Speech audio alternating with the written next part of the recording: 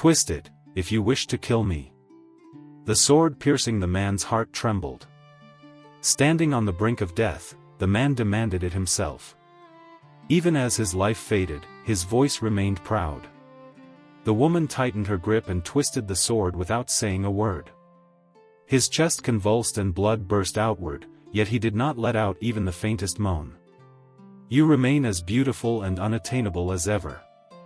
His trembling fingers slowly reached her face, leaving streaks of blood across her cheek. She showed no emotion. Her heart was cold and unyielding, like ice. Those very qualities were what had captivated him and drawn him to her. A beauty worthy of ending his life. The man smiled faintly. Blood filled his mouth as his final words escaped. Damn you. Phew. It's not glitching anymore. I sighed in relief as I stared at the now normal screen and checked the character's settings once again. The character profile appeared. The name was Deculein von Dyein. His disposition was listed as evil. His primary occupation was head professor. His primary mana level was 3,357. His talent grade was 6. His talent type was magic, focused on manipulation and the elemental properties of earth and fire. He had 6 attributes and 13 personality traits. Deculein was a named villain and a mid-boss in this game. Normally, a character like him would be full of errors. He was too important, with countless branching paths that depended on player choice.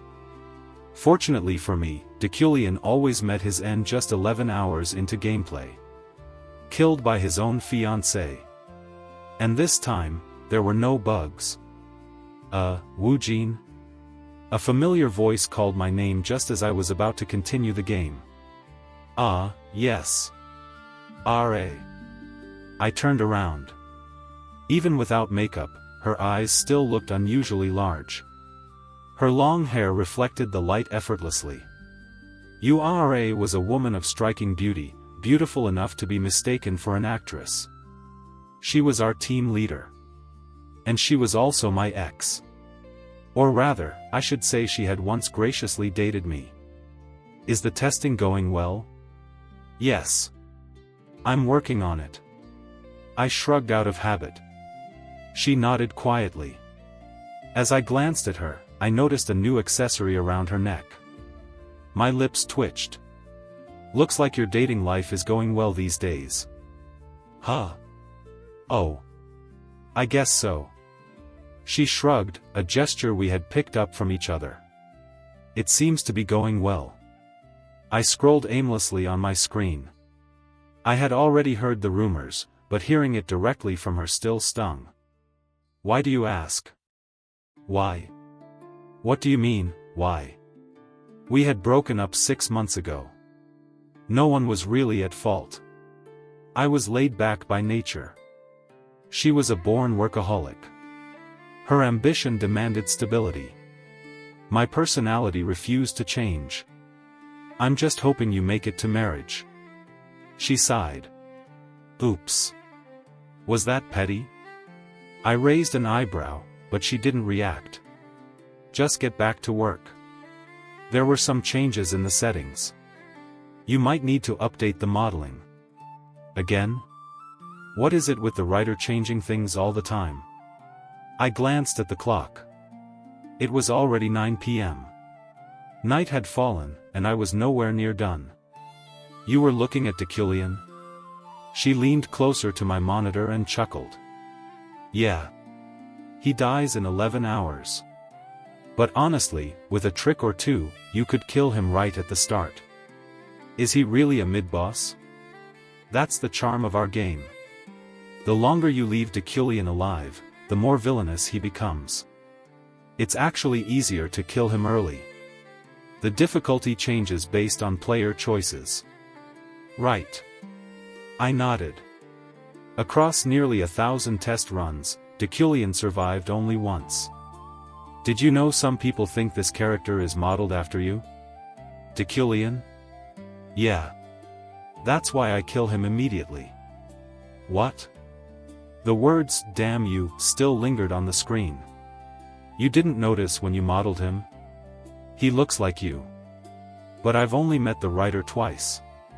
Maybe she saw you around the office. Anyway, look. Even the personality is similar." The personality? His last words were literally, "damn you." Similar enough. TSK. That's why I dumped you. Her expression stiffened. I raised my hands. Oops. Petty again?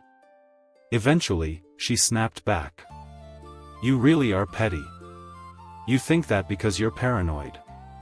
I'm the only one who could tolerate you. Just watch the game and stay quiet. How's the test? I turned back to the screen. The game itself is fun. But if this fails, the company fails too. REW had risen like a miracle in the Korean console market. This game was their all-in bet. If it flopped, we were done. Don't worry. It won't fail. Have you seen the gameplay videos? She was right. Advanced AI. Named characters. A story that changed based on player actions. Game of the Year material. If this succeeds, I said, I might even get a bonus. I smiled faintly and looked out the window. Ah. There he is. A sleek foreign car waited outside under the streetlight. Is he less petty than me? He's a good person. In a different way. That was enough for me. Really? That's a relief. She hesitated. R.A. We met 3 years ago, right? What were you going to say? Silence filled the room, broken only by the ticking clock. Then she smiled. Well, Woo Jin. I'm heading out. All right. Take care. You too. Take care. Her heels echoed as she walked away. She was beautiful, inside and out. The best thing that ever happened to me. Take care. The words never reached her. I turned back to the screen. The writer really is too much. This scumbag is supposed to be me? Ridiculous. Although, he does resemble me. Fine. Let's upgrade the looks. No one would complain if he looked better. Even villains deserve that. I finished the adjustments and leaned back. My eyes drifted to the attributes. Intimidation and dignity. Whiz kid. Average mage. Resolute. Aesthetic sense. Villain's fate. The worst possible combination. The personality traits were even worse. Elitism. Obsessive-compulsive disorder. Authoritative. Pretense and composure. I stared at the codes until one caught my eye. Comprehension. At least you shouldn't be petty like me. I added it. Then wealth. And a few others. What am I even doing? I leaned back in my chair. 7 years. Too long. Or maybe only I thought so. A notification popped up. Rain asked if I was still working. I replied that I was, and that I could fix any changes. I moved my mouse to undo everything. She replied again, saying she was just watching. Watching what? I looked around the empty office. Then another message appeared, telling me to look outside. I turned toward the window. Lightning split the sky. A blinding flash surged toward me. The world shook. Thunder roared. And then, everything went dark. Deculein. Part 1. I know everything has been peaceful and quiet lately. But don't you feel a bit uneasy? The young maid whispered nervously. Recently, the atmosphere inside the Deculein Grand Mansion had settled into an unusual calm. Silence in such a vast residence was rare, and that made it all the more unsettling. Don't say things like that. You might jinx it. Just stay quiet and keep your head down. The head maid scolded her softly. The strange tranquility felt awkward for the maids and butlers, but after a week, they had slowly grown used to it. Do you think things are going well between Lady Fryden and Master Deculein? I doubt it. If anything, I would say it's the opposite.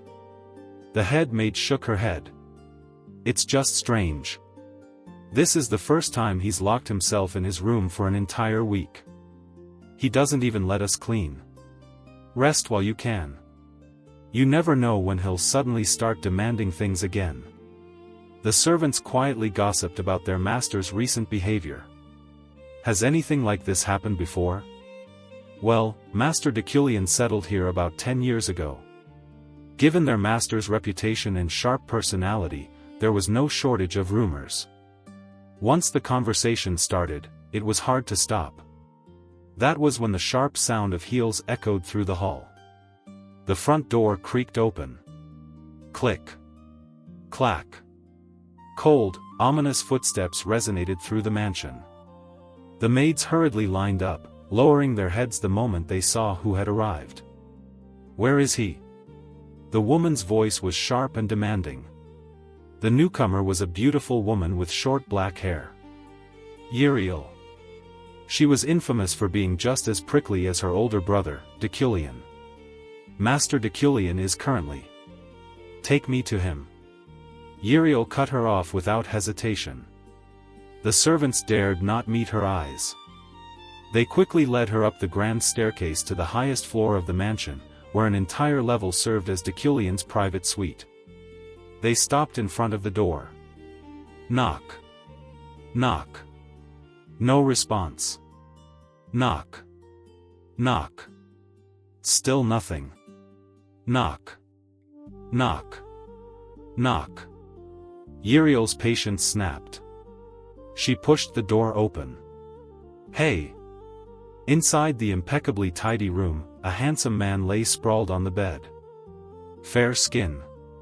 Chiseled features. Blue-tinted hair. A face that could easily steal hearts.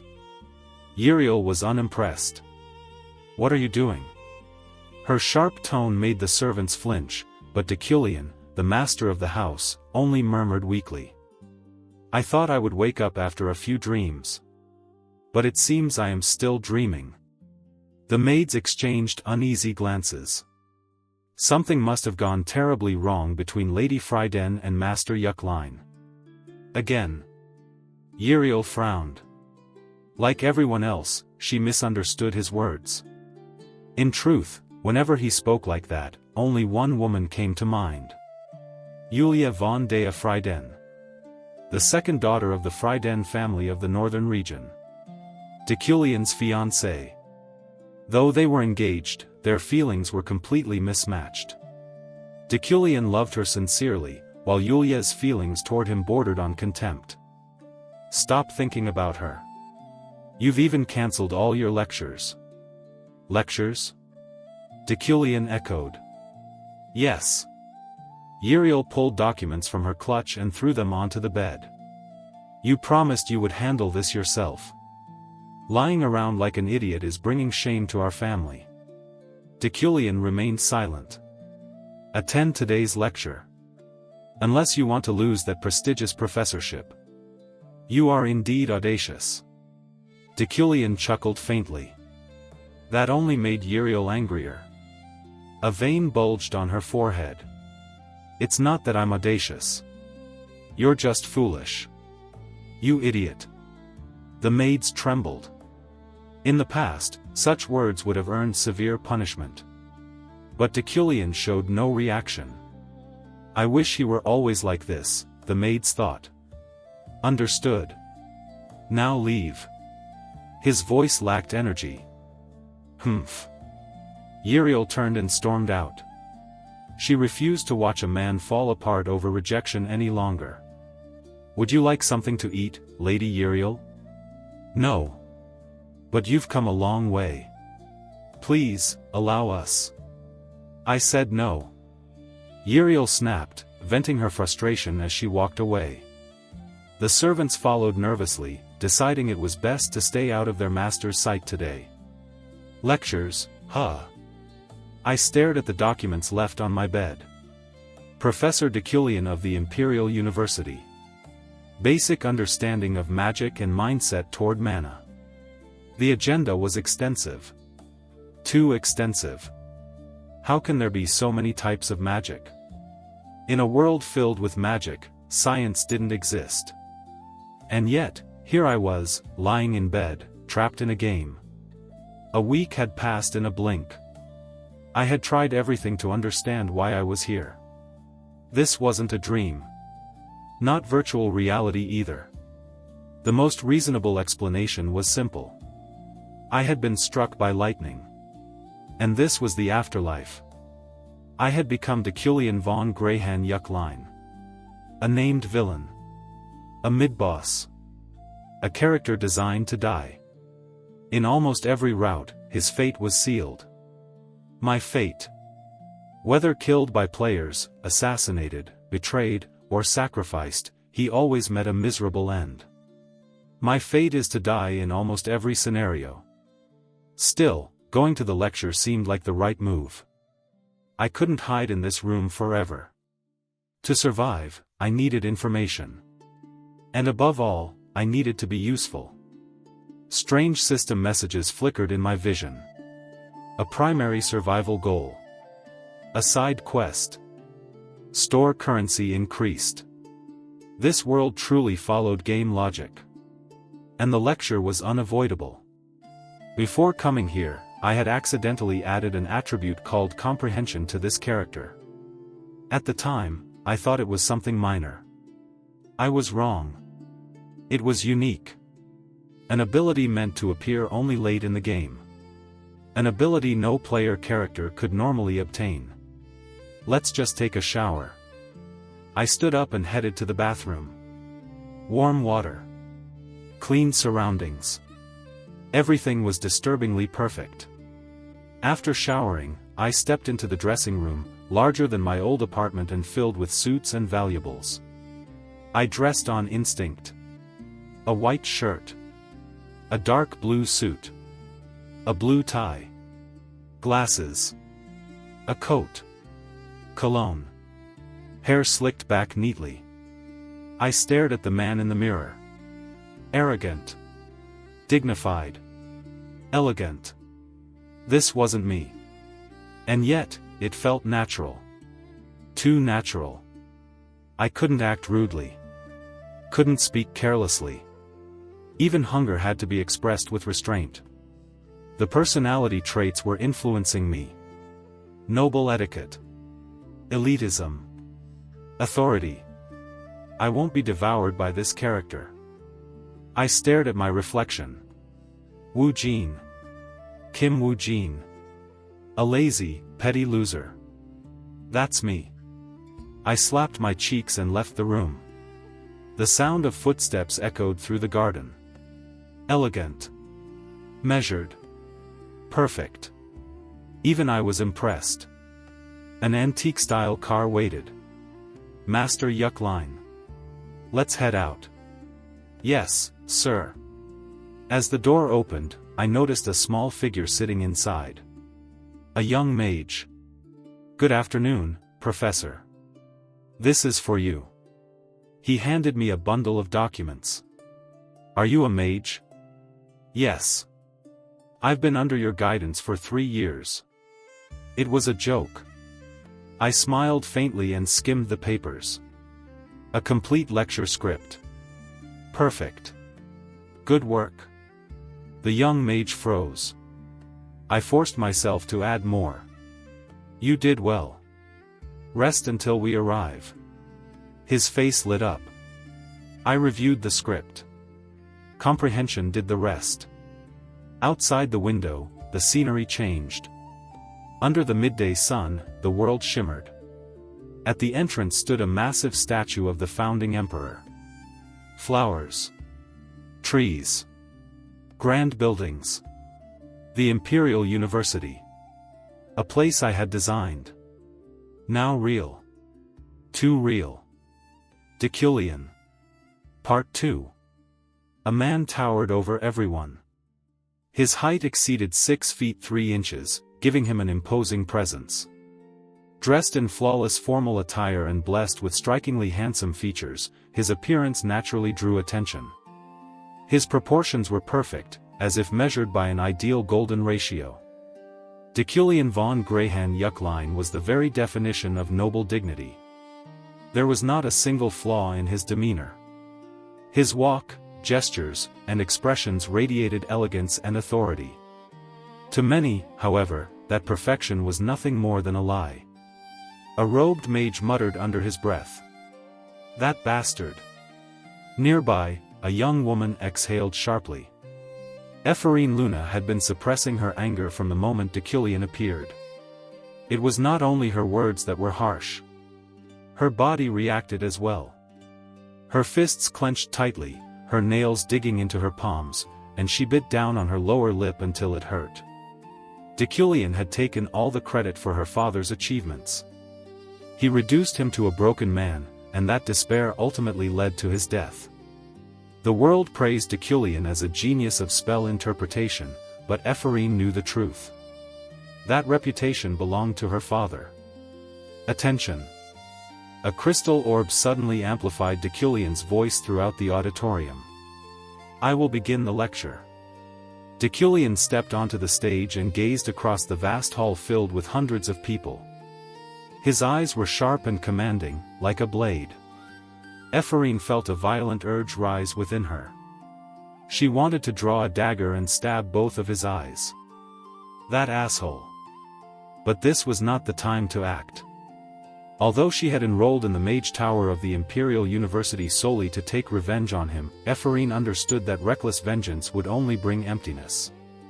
Her talent surpassed his.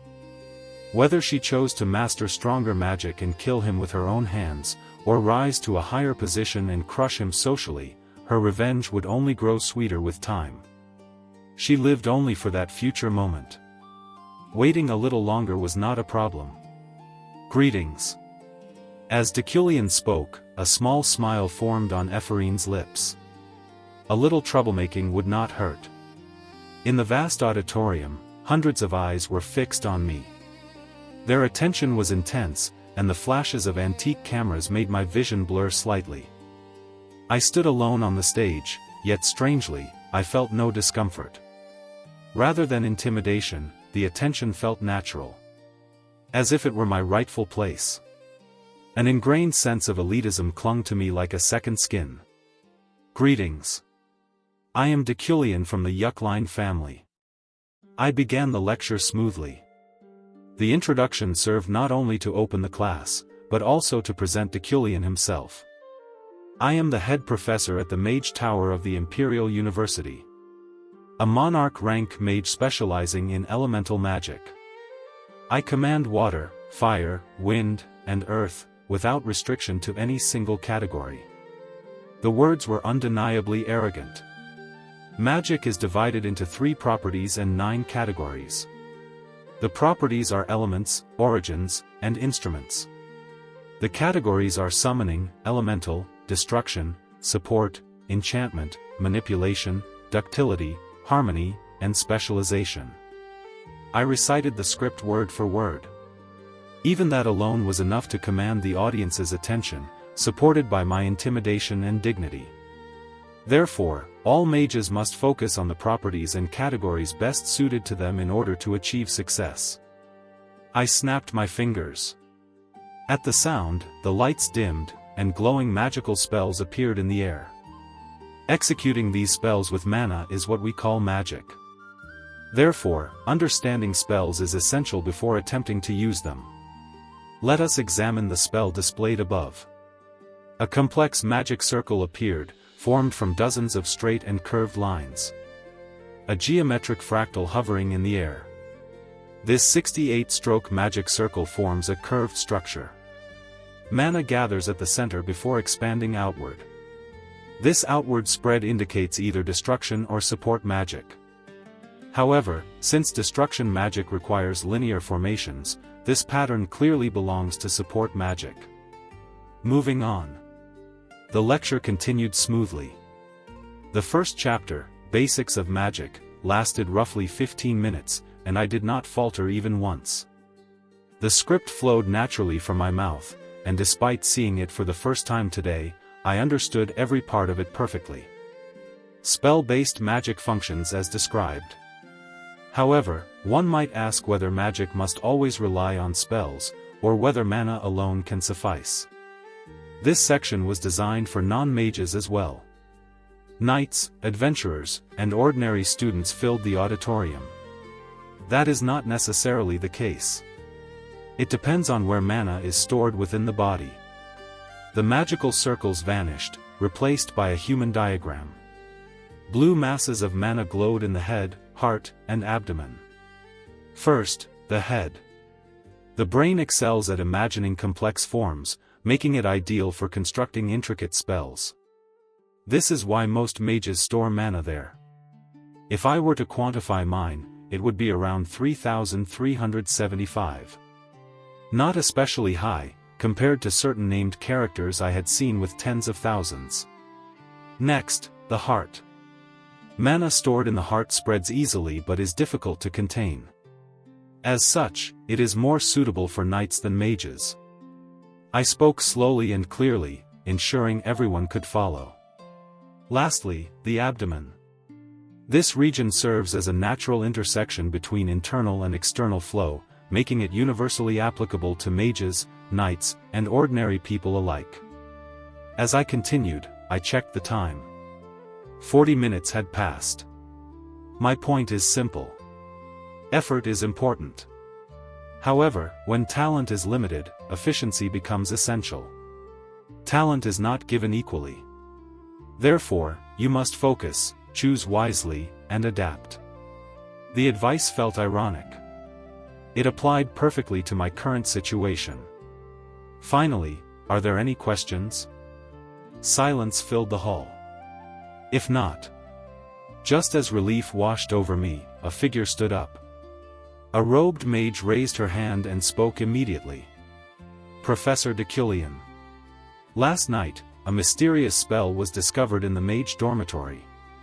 It is suspected to be demon-related, and given your reputation as a genius of spell interpretation. Are you affiliated with the Mage Tower of this university? If so, state your name and affiliation. I interrupted her calmly, my voice controlled despite the unease in my stomach. My name is. It is too late. I do not accept questions from those without basic manners. Her face flushed red. I felt a twinge of guilt, but I could not afford the mana expenditure. My mana was already dangerously low. Class dismissed. Laughter rippled through the hall as I adjusted my sleeves, buttoned my coat, gathered the script, and stepped off the stage. But a loud voice stopped me. The same mage remained standing. She formed a spell with her mana and suspended it in the air. The Mage Tower dismisses this incident as mere rumor. Given your reputation, I believed you could at least identify the category of this magic. I turned and examined the spell. It was strange. Neither linear nor curved. It resembled dozens of living parasites intertwined. The moment I saw it, comprehension activated on its own. My vision tinted blue. My thoughts accelerated. A burning sensation flared deep in my head. It lasted less than a second. My mana was nearly gone. Enchantment category. Barrier magic. To analyze it further would require twice my remaining mana, but that was unnecessary. No hints are needed. This is barrier magic from the enchantment category. Someone intended to trap you. The mage froze. That is all. I turned away and left the auditorium without looking back.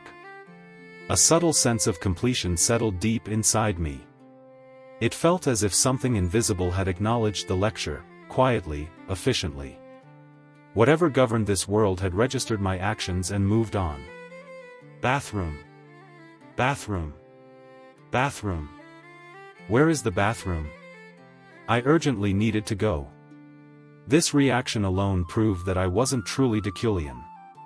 Even though some of his personality traits had seeped into me, I was still Kim Woo-jin at my core. The twisting pain in my lower stomach was the result of accumulated stress I hadn't even noticed until now. A very human reaction. Gurgle. The sensation was unbearable. Still, I maintained a flawless, model-like stride on the outside. Desperate inside, composed outside, I continued walking through the corridor in search of salvation. Then, at the far end of the hall, I noticed a woman standing still, watching me. I approached her. She didn't move. When we were close enough to reach out, I stopped first.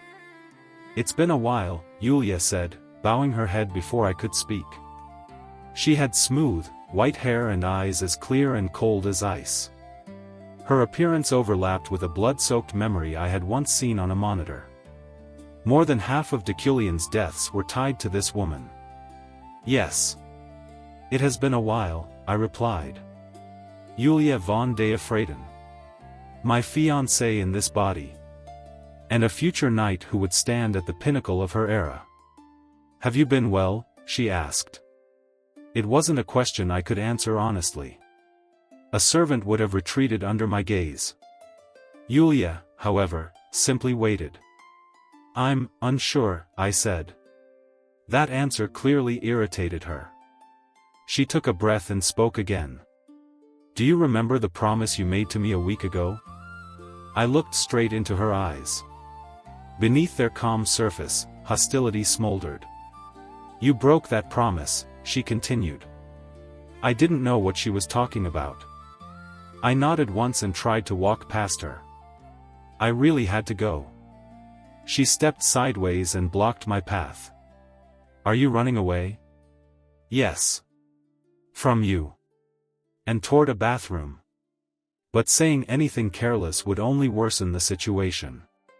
"Are you doing this to me again?" she asked. Her voice was ice cold. "What promise?" I asked honestly. I must have forgotten. I was sick with a fever. Her expression hardened. "Ha." The sigh that left her lips carried more exhaustion than anger. "So that's what you are after all," she said quietly, her voice filled with contempt, disappointment, and sorrow. "Go." She stepped aside. I passed her shoulder, feeling her gaze burn into my back as I walked away. The moment I entered the VIP bathroom and confirmed I was alone, I finally let go. Phew. As relief washed over me, I scratched my itching back and neck without restraint. No wonder he died so early. Yulia remained frozen long after Deculein disappeared down the corridor. The fire in her chest refused to fade. Then another presence approached. Oh my! The chairwoman of the Imperial University appeared, wearing a conical wizard's hat.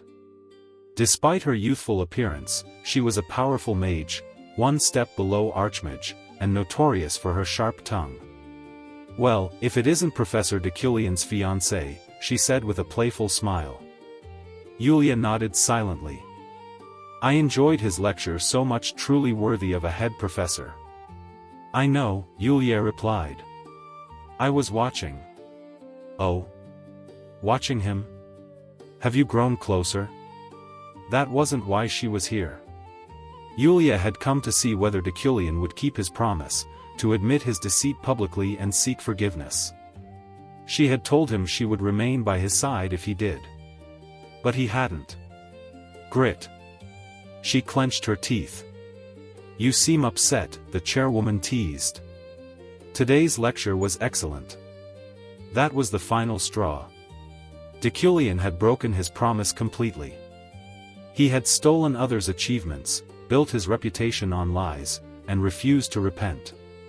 Yulia could no longer stay with him. "Well then, take care," the chairwoman said, waving as she left. Yulia remained standing. Her Freiden blood. His Deculein blood. People once said their union would benefit both families. But Deculein's talent was only average. His achievements had stopped long ago. And today, he chose to remain a liar. It's over, Yulia thought. "Are you all right?" her knight asked softly from behind. "I'm fine," she replied. "Let's go." She walked forward, knights following her. One of them stopped. Red eyes gleamed beneath long black hair as murderous intent fixed itself on Deculein's back. Varen had made his decision. In the campus cafeteria, Ephorine sighed, poking at her Omuris. Sigh. She had tried to humiliate Deculein during the lecture. And failed. "Enchantment magic, my ass," she muttered. There was no way he could have guessed correctly. Then. Ephorine. Her classmates rushed toward her. "We figured it out. The spell at the dormitory, it really was a barrier." Her eyes widened. "It was?" "Yes. When we reanalyzed it that way, everything fit perfectly." Her stomach dropped. Deculein had been right. They even planned to credit her in the report. As they left, Ephorine stared at the syllabus in her hands. "Professor, Deculein von Greyhanjucklein. Just you wait," she whispered.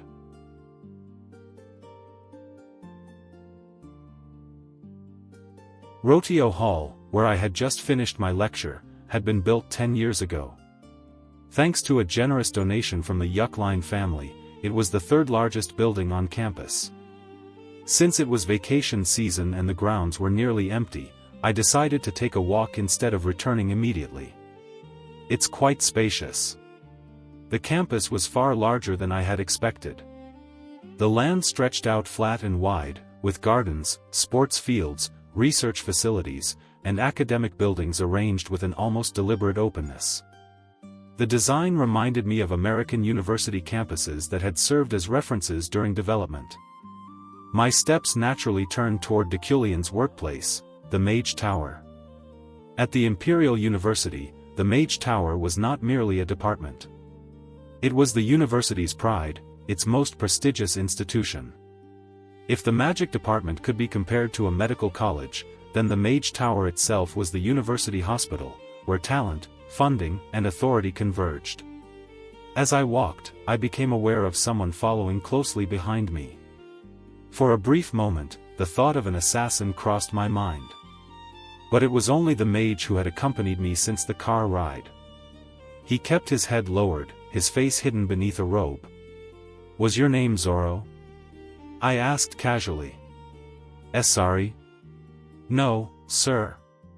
My name is Alan," he replied, flustered. "I see. I must have mistaken you." Oh. Zorro and Alan aren't really similar, but okay. Silence followed as we continued walking.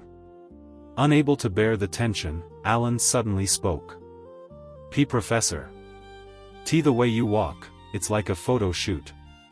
I should have brought a camera." "There's no need for that," I interrupted. "Just speak comfortably."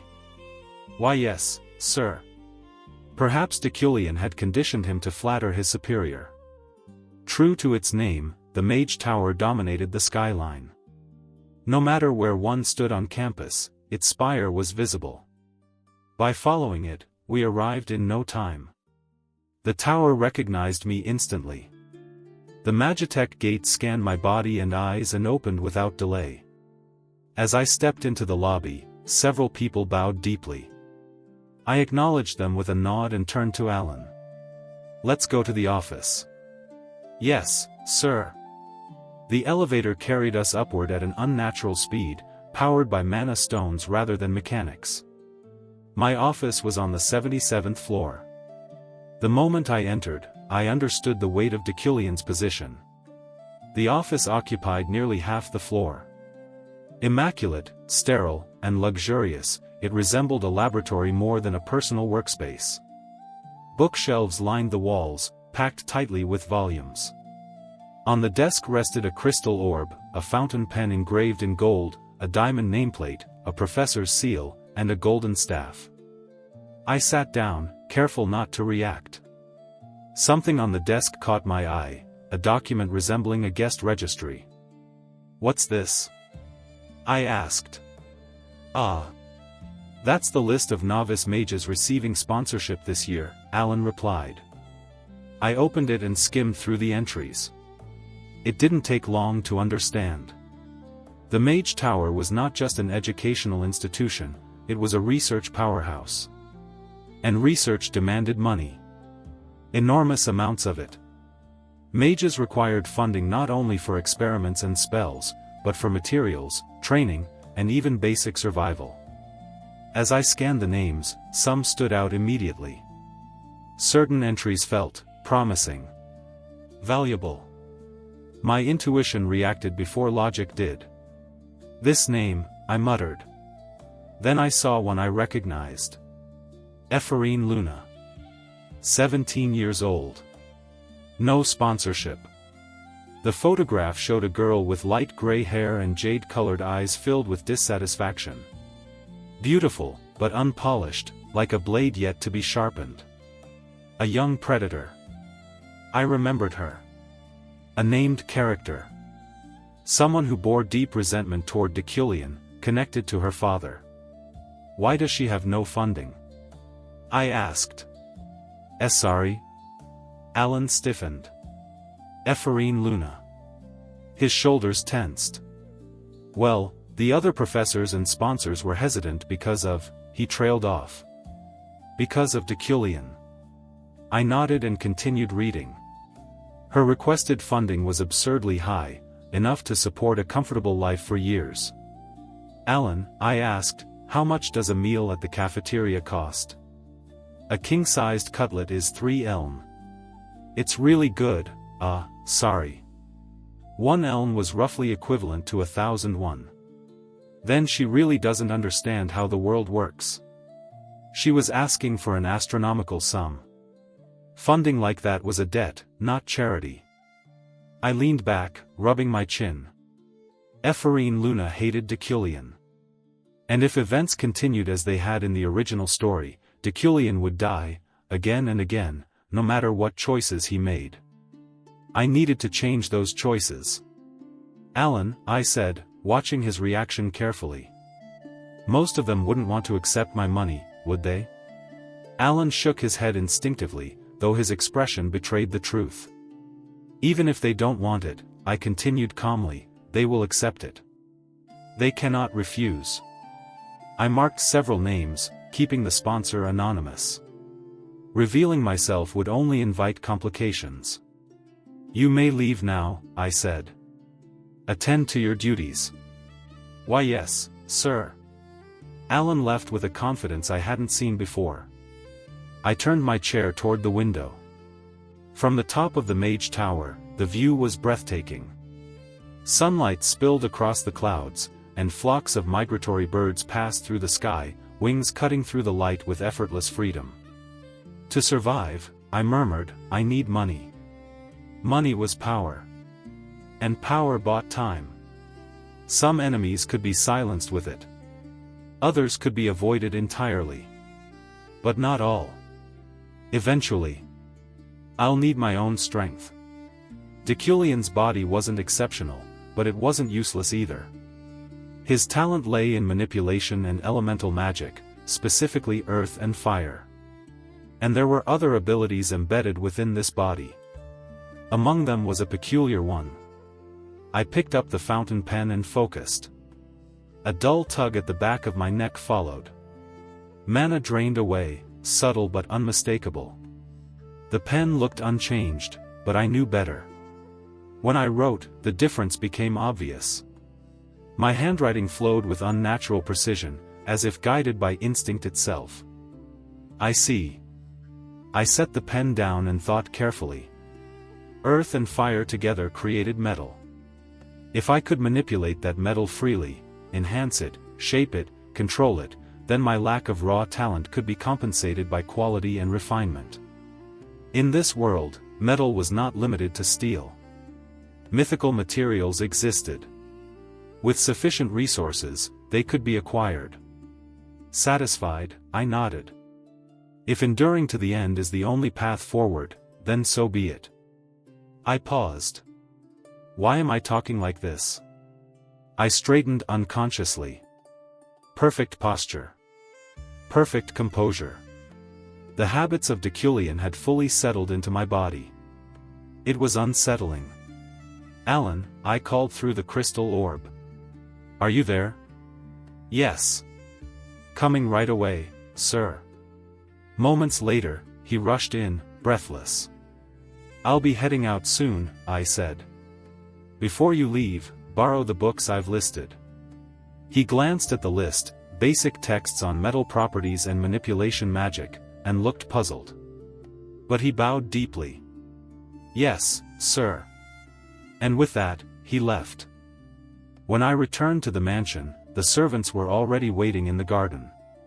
"Shall we prepare your meal, master?" the butler asked. I stepped out of the car and paused, looking up at the sky. The setting sun painted the clouds in layered colors, its light brushing past the moon and its satellites. It was a scene straight out of a fantasy painting. "Sir," the butler asked again, reaching for my coat. "Yes? Shall we prepare?" "I'll skip it," I said. I entered the mansion and went straight to my room. Strangely, I didn't feel tired at all. My body felt light, almost refreshed.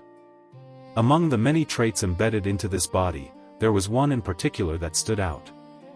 My physical condition rarely deteriorated, fatigue barely accumulated, and recovery came unnaturally fast. Mental strain still existed, however, so I decided to take a shower. For me, bathing wasn't just hygiene. It was restoration. After a thorough shower, I changed clothes and headed to the study. I sat in the reading chair and opened one of the books Alan had borrowed for me, Basic Manipulation Magic. Today's goal was telekinesis. It was a manipulation spell closely related to the concept I had envisioned, blades or objects moving freely under one's will. Since I wasn't the original Deculein, none of his accumulated achievements existed within me. As a mage, my foundation was nearly empty. Yet, I felt no anxiety. That confidence came from my ability to understand. Without hesitation, I opened the book. The introduction spoke about the value and significance of manipulation magic. The volume itself was thick, but the contents were surprisingly limited: wind manipulation, rainfall manipulation, disguise, and telekinesis. I skipped straight to telekinesis.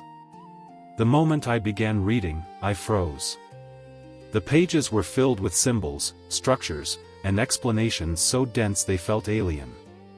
Each component of the spell was dissected line by line, stroke by stroke. One movement led into another, each requiring precise mana flow and control. It was like watching a single character being broken down into dozens of individual strokes, each with pages of explanation. Could I really understand something like this? I closed my eyes. Then opened them again. The world shifted. My vision tinted blue, the lights in the room shimmering like distant stars. Reality blurred, as if the world had become an unfinished painting. My focus locked onto the spell. The moment it did, understanding surged. The spell rose from the page, no longer text but form, interwoven curves and straight lines, floating in the air like a talisman. Mana flowed along its structure, illuminating it in a calm, aquatic glow. A single point expanded into lines. Lines became surfaces. Surfaces formed a complete structure. This was telekinesis. The constructed image dissolved and flowed into my mind, embedding itself deeply within my consciousness. Inject mana into an object. Condense it into a core. Control the core with one's will. The object itself was irrelevant. What mattered was the mana inside it. That was the essence of telekinesis. Ha! I exhaled sharply as the sensation released me. My temples throbbed, and my eyes burned. I took the fountain pen from my pocket and infused it with mana. The pen lifted. It floated cleanly, responding to my thoughts alone. It worked. Moments ago, I hadn't understood a single line of the spell. Now, I didn't need to recall anything at all.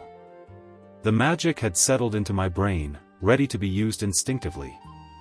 Once fully understood, a spell no longer needed to be consciously activated. The brain performed it on its own. But this isn't enough. The pen hovered obediently, but the power was shallow. Even mastering advanced telekinesis at this level wouldn't reach what I envisioned. I see why this is considered minor magic. I frowned slightly. Then an idea surfaced. What if the magic isn't limited to the brain? In this world, one principle was universal: the larger the magic structure, the greater the output. If I inscribe it on my entire body, if my understanding extended beyond thought, into flesh, bone, and blood, the scale would change entirely. It's worth trying. It was reckless. Dangerous. Side effects were guaranteed. But this body was abnormal. I steadied my breathing and focused. With the remaining mana I had, I activated my understanding again, this time, directing it inward. Pain exploded through me. It felt as if my bones were being crushed, twisted, and torn apart. Muscles screamed. Joints felt like they were snapping. Crack. Crunch. Sounds echoed from within my body, or at least that's how it felt. My ribs stabbed into my lungs, my heart seemed on the verge of rupture. Yet, I didn't scream. My back remained straight. An absurd level of composure, nobility bordering on madness, forced my body to endure. I guided the mana carefully, threading it through veins and muscle, engraving the structure of telekinesis into my flesh. Not just my heart. My shoulders. My bones. My organs. Snap. Something gave way. Weakness flooded me all at once. I had failed. My mana was gone, and my focus shattered. I opened my eyes slowly. My skin burned with redness and itching, but I didn't scratch. I'll continue later. I had only managed to inscribe a fragment of the spell, barely a section near my shoulder. Still, it wasn't wasted. This wasn't something that required starting over. Progress remained progress. I estimated it would take weeks to complete the entire body, even for basic telekinesis. More advanced forms would take far longer. Aftering my thoughts, I stood up. Sweat drenched my body, so I took another shower. Then I lay down on the bed, wrapped in a robe. Pajamas. My vision blurred. I was on the verge of passing out, but the thought of sleeping in a robe irritated me. Damn it. I stayed where I was. I was Kim Woo-jin. Not Deculein. I wouldn't let a personality written in code dictate even this. For 2 weeks, I immersed myself in understanding both magic and the human body. As a result, my flesh memorized the spell of basic telekinesis, a vast magic structure engraved within me like an invisible tattoo. Whoosh! 3 fountain pens floated freely through the spacious living room, gliding like paper airplanes. At my current level, I could control up to 10 fountain pens, or roughly 300 kilograms of pure metal. According to the grimoire, a mage whose attributes were well aligned could barely manage 30 kilograms using basic telekinesis, and only for simple pushing or pulling. By that standard, my output was abnormal. If this is the result after 2 weeks, I muttered, it's not perfect, but it's acceptable. Power alone, however, wasn't mastery. The stronger the output became, the harder precise control was. Even with my understanding working at full capacity, writing with a floating pen was still clumsy. I would only consider it real mastery once I could draw with it naturally. Since I've finished the basics, I reached for Beginner Manipulation Magic, Volume 1. The difference between basic and beginner telekinesis lay in complexity. Additional strokes, thicker lines, an expanded structure. While beginner telekinesis built upon the foundation of the basic form, the density alone made it far more taxing. I'll save this for later. I closed the grimoire and set it aside. My body needed time to recover. Advancing prematurely without stabilizing the basics would only result in loss of control. For now, my next objectives were clear. Basic Metal Attribute Magic. Basic Fire Attribute Magic. Basic Earth Attribute Magic. 3 Grimoires. 3 Properties. However, there was a limitation I hadn't anticipated. Because my body was engraved with manipulation-type magic, learning magic fundamentally opposed to manipulation placed an excessive burden on my system. Summoning and pure elemental casting were incompatible.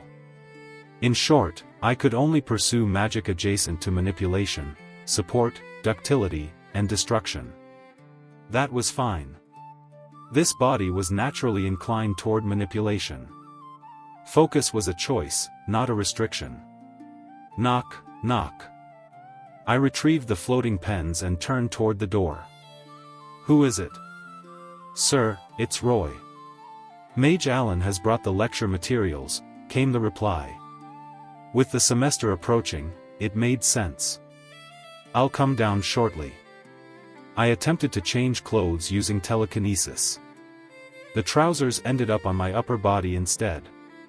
I dressed manually. Downstairs, Allen was unloading large boxes with the servants. This is all lecture material? I asked. Yes, sir. First semester compilations, just like every year, he replied. Dark circles ringed his eyes, yet his expression was cheerful. It made me pity him. Well done. Most professors had multiple assistants. I had one. Entirely Deculein's fault. I'll head back now. I grabbed the back of his robe. Ugh. It's late. You'll eat before leaving. I didn't wait for an answer. Dinner was served quickly. A feast, even by my standards. Since it's late, I added, you'll sleep here. I won't accept refusal. Yes, sir. At 1 a.m, the study was silent except for the ticking clock. I prepared my lecture. Thanks to Allen's summary, the structure was manageable, but understanding even half of the first lecture demanded immense mental effort. I would need to invest daily preparation just to teach smoothly. I'll cut the excess. I condensed the material, removed unnecessary parts, and redesigned the lecture to be interactive. Unlike the original Deculein, I wouldn't humiliate students. This wasn't kindness, it was survival. With 9 days left until the semester began, I couldn't afford mistakes. This will suffice. I sealed the lecture plan neatly. Deculein's classes were always full, not because he was liked, but because his single lecture granted credits equivalent to several others. Even a tyrant would draw students under such conditions. Knock, knock. The Wizard Journal has arrived, sir. I retrieved it with telekinesis. The cover stirred an old memory. When players achieve something, they're featured here. I smiled faintly. Let's see. New Mage of the Year. Sylvia von Josephine Iliad. An overwhelming named character. A future rival. Flipping pages, I found my name. Head Professor Deculein von Greyhenjucklein. A genius in spell interpretation, once. Now stagnating. They're not wrong. I felt no anger. Only clarity. I wasn't here to prove anything. I just need to survive. Monday morning, I entered the Mage Tower's restricted training room. The environment simulated real combat. I selected manipulation magic. Telekinesis. Stage 1 was trivial.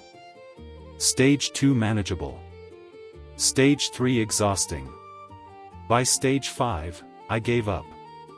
Difficult, I said softly. But worthwhile. As the training ended, I finally perceived it. The nature of my magic. Elegant. Refined. Graceful. How fitting. I laughed quietly. In every sense, it matched this body perfectly. Thursday, March 20th, Imperial Year 958. A quiet sense of completion settled over me. The intense training leading up to the lecture had paid off. Clearing the stage using only basic telekinesis had left a tangible mark on my body. My control felt sharper, cleaner. Mana flowed more efficiently, responding with less resistance than before. It wasn't flashy, but it was valuable. Especially at this stage, even a subtle improvement would grow exponentially as I advanced. I leaned back in my office chair and glanced at the clock. 10 in the morning. The lecture was scheduled for 3 p.m. There was no need to arrive early. If anything, arriving late would be more fitting. I could wait until Alan gave the signal and enter around 3:30. My ambitious plan for the first lecture was simple. Self-study. Sigh. Ephraim let out a deep breath in front of Classroom A on the 3rd floor of the Mage Tower. Deculein was inside. Just the thought of sharing the same space made her stomach churn. Whether he would remember what happened a month ago, or even recognize her last name, Luna, the same name as the mage he had killed, gnawed relentlessly at her mind. If he didn't remember, she would be even angrier. Utterly furious. She debated whether she should force him to remember his unacknowledged crime. The tension pressed down on her chest. Ephraim? What are you doing here? She snapped out of her thoughts. A fellow female student looked at her curiously. Oh. I'm just a bit nervous. You can go in first, Ephraim replied. Yeah, me too. I checked the wizard board. Deculean's supposed to be really strict. But at least he's handsome. The girl muttered to herself as she walked inside, leaving Ephraim alone. Then she noticed someone approaching from the corridor. Ah. Meticulously groomed blonde hair shimmered with every step. Her haughty presence was refined, elegant, like the scent of roses. Even among nobles, she stood at the top. Sylvia von Josephine Iliad. Daughter of the House of Iliad. Ephraim knew Sylvia would be in this class, yet her body instinctively tensed. Narrowing her eyes, she licked her lips. This wasn't simple jealousy. It was history. For generations, Luna's family had served as vassals under the Iliad territory of Juhali. Once distant relatives, long ago. She remembered it vividly. 10 years ago. She wasn't even 8. The glare of Gilthean Iliad. Territorial forces surrounding their mansion. Her family treated like disposable trash, feared for their talent, especially her father's. But this wasn't Iliad territory. This was the Mage Tower. Here, only name and talent mattered. Yet Sylvia merely glanced at Ephraim and walked past her. No recognition. No emotion. As if she didn't exist. Ephraim, who had instinctively struck a defensive pose, awkwardly scratched her neck and followed inside. Huh. The classroom looked nothing like a lecture hall. It resembled a vast gymnasium. High ceilings. Wells, soil, sand, gravel, trees, and metal scraps scattered across the floor. Wow. This is different from Deculean's usual lectures. Yeah. The wizard board didn't mention this. A signpost stood at the center. For the first class, I intend to assess your abilities. This place contains various elements. Use whatever you can manage on your own. Ephraim frowned. The others seemed oddly comfortable, as if this kind of class was common. Having been mostly self-taught, Ephraim wasn't sure. Oh, maybe like this? Geharon knelt and touched the ground. Water and soil fused, forming a thin mud tower. It's understanding the properties of element magic, he said. So we probably need to create something using pure elements. That makes sense. Ephraim smiled, swinging her arms. Easy. She fiddled with the bracelet on her wrist, her father's artifact. A curios. Limited, yet versatile. As long as she wore it, she could manipulate all elements. I choose you. She crouched near the metal scraps. Someone brushed past her. Ow! She nearly fell. Turning, she saw Sylvia walking away, indifferent. Unbelievable. Grinding her teeth, Ephraim gathered the metal pieces. So heavy. She activated her mana. Crackle, buzz. Blue light flared. A crooked metal tower formed. Humph. Satisfied, she tried to expand it. Huh. The tower suddenly shrank, pulled away. Where are you going? Sylvia was absorbing the metal, shaping a statue. Excuse me, Ephraim said. I made that. Sylvia blinked slowly. My mistake. It was so small I thought it was scrap. What? Realization struck. You do recognize me, don't you? No answer. Why pretend you don't? Sylvia finally looked at her. I don't know who you are. You're lying. I don't know you. But I know your father. What? The arrogant pseudo-aristocrat. I heard he died. Something snapped. Mana surged. Hey!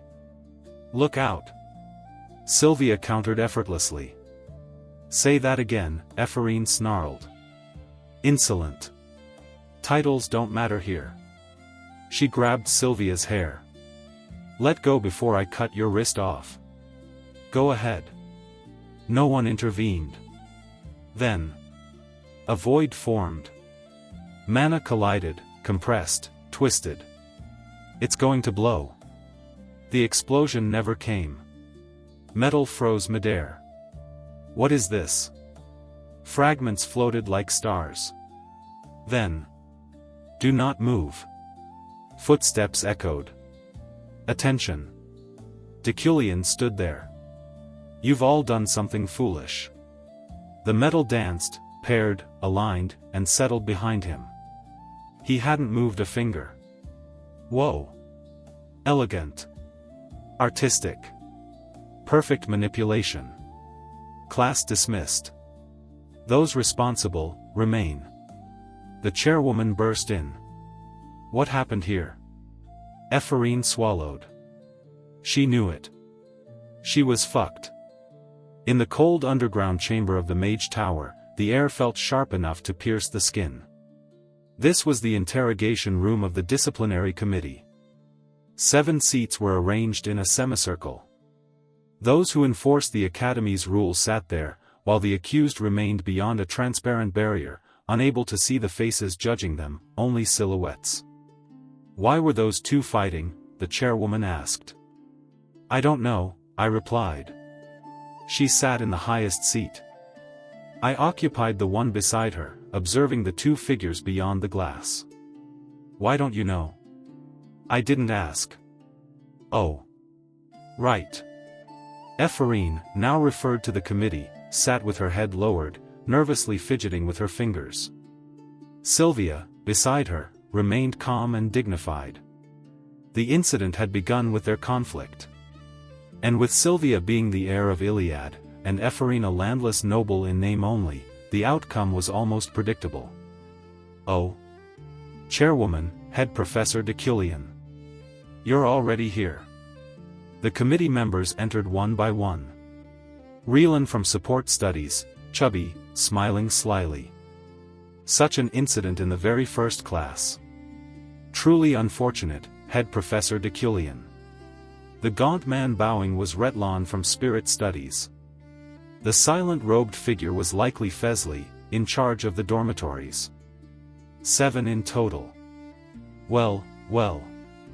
Who's the strange one who dared to mess with the novice mage of the year? Reincarnated said, glaring toward Ephraim.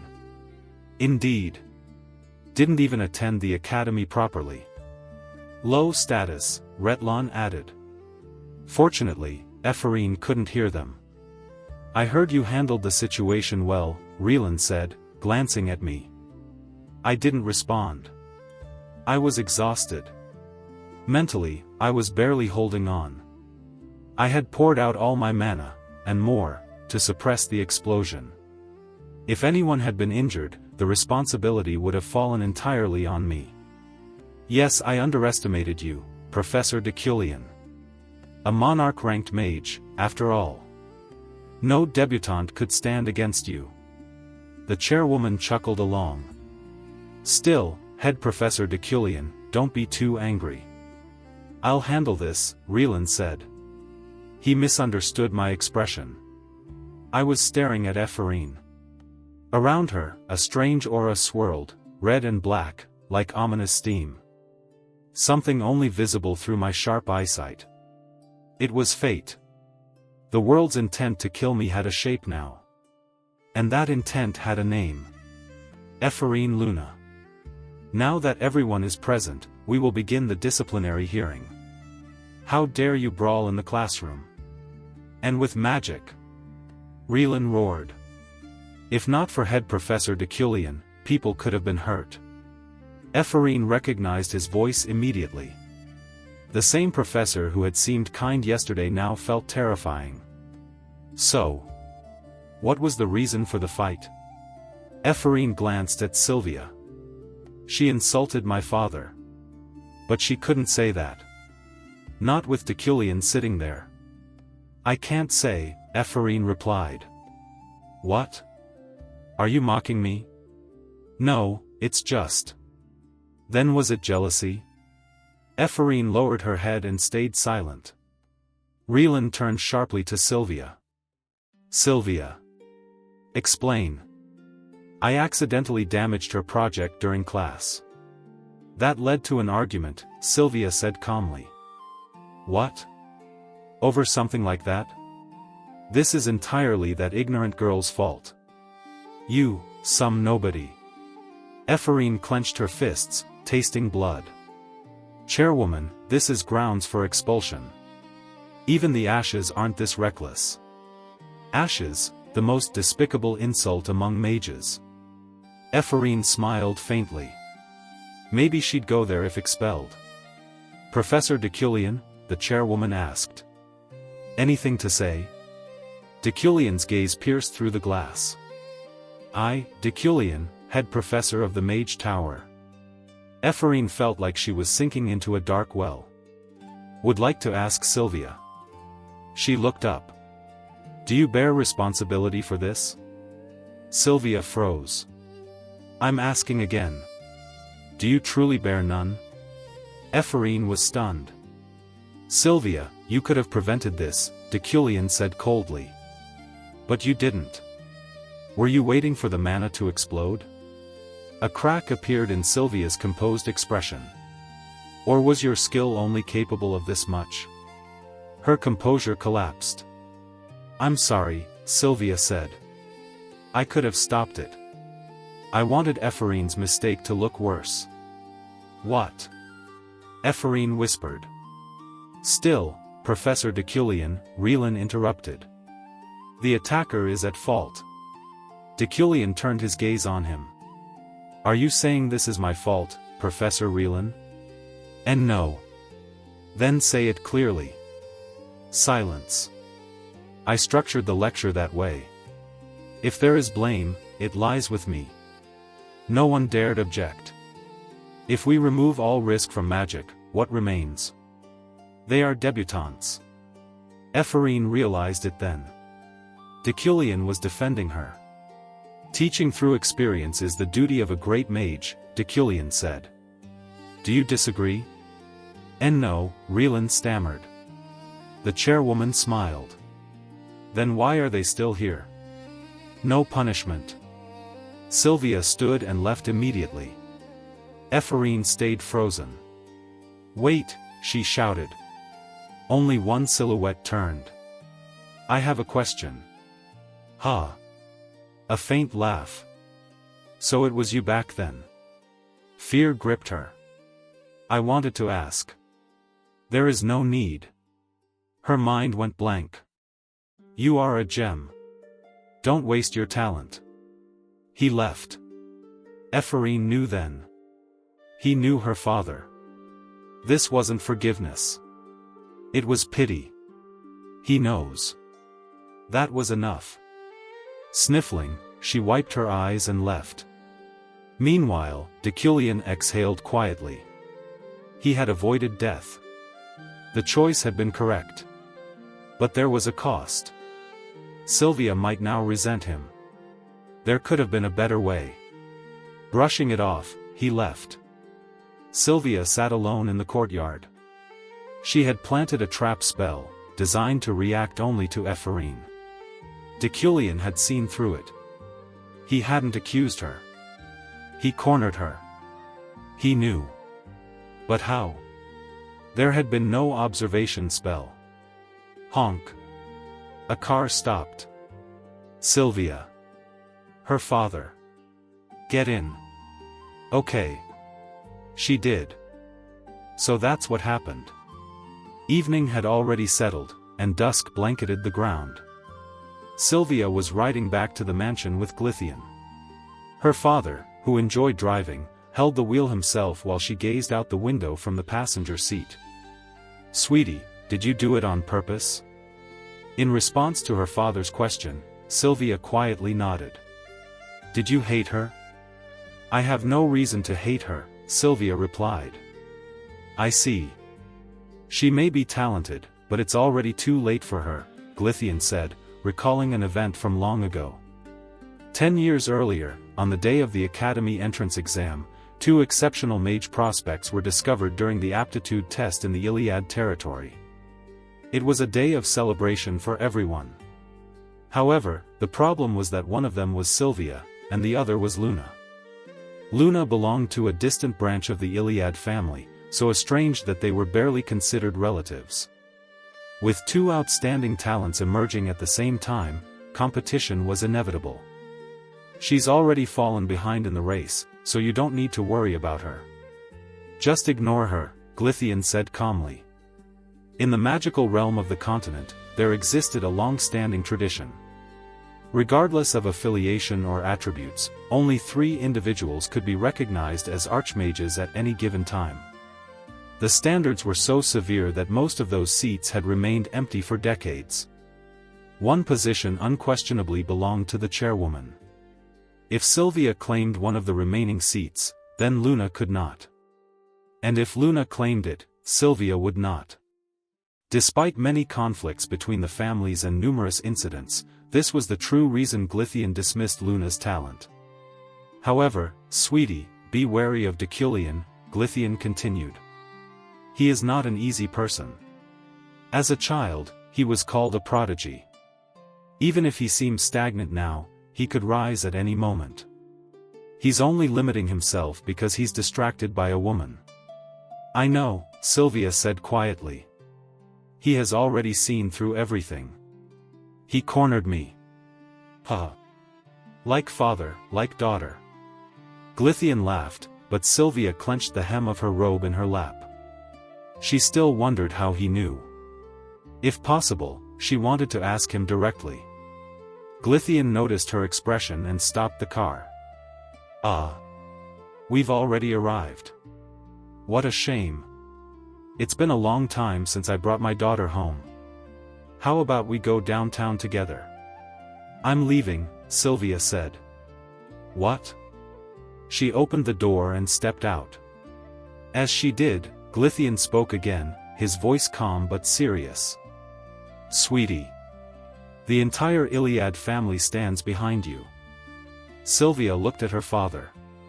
In his golden eyes, identical to her own, she saw her reflection. "Don't lose your confidence over something like this. If anyone turns against you, I will cut them down. No matter who they are. Hurry back home." "Mother is waiting," Sylvia replied. "Ahem. So cold-hearted. All right." Glythian brushed his hair back awkwardly and drove away. Sylvia entered the mansion. "Lady Sylvia. Are you all right?" "I heard the news," her nanny exclaimed as she rushed over. "I'm fine. Everything is settled. I'll eat later." "Oh, thank goodness. I'll prepare your meal whenever you're ready." Okay. Sylvia dragged herself to her room, changed into her pajamas, and collapsed onto the bed. Her blonde hair spread across the sheets. Deculein, she murmured softly. Today, she had seen Head Professor Deculein in an entirely new light. His insight and knowledge of magic were undeniably impressive. If he truly lacked talent, he never would have become head professor. This was her mistake. A mistake. And yet, the day left her unsettled, not because of others, but because of herself. Sylvia had never shown emotions to anyone. She neither gave nor received affection. That was why she couldn't fully explain what she felt now. Why do I? Why did she harbor such hostility toward Ephraim Luna? Toward her father? Why do I hate her? She had never lacked anything. Her talent was unrivaled, even within the long history of the Iliad family. She was the perfect noble, born of pure blood. As she whispered these questions, "It's because I can't let my guard down." Mana surged into her eyes. Her golden irises blazed like the sun. This was the realm reached only by those at the very peak of magic. Those who stood here were remembered by history. From the highest level of the floating island, a place even the emperor could not easily reach, they gazed down upon countless mages. This was the position Sylvia desired, not for her family, not for her father, but for herself. It was already within reach. She would claim it. Not as an Iliad, but as Sylvia.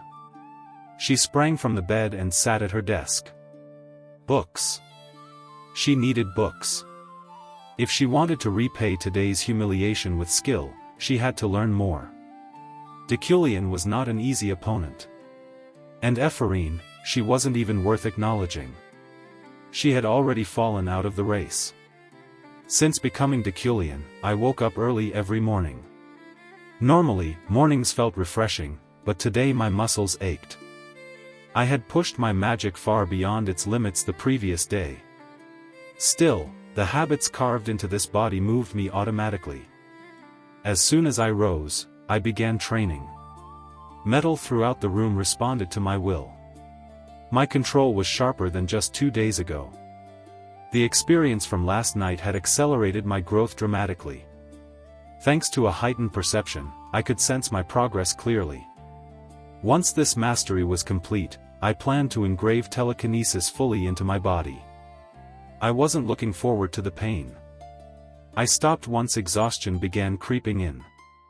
Next was learning new magic.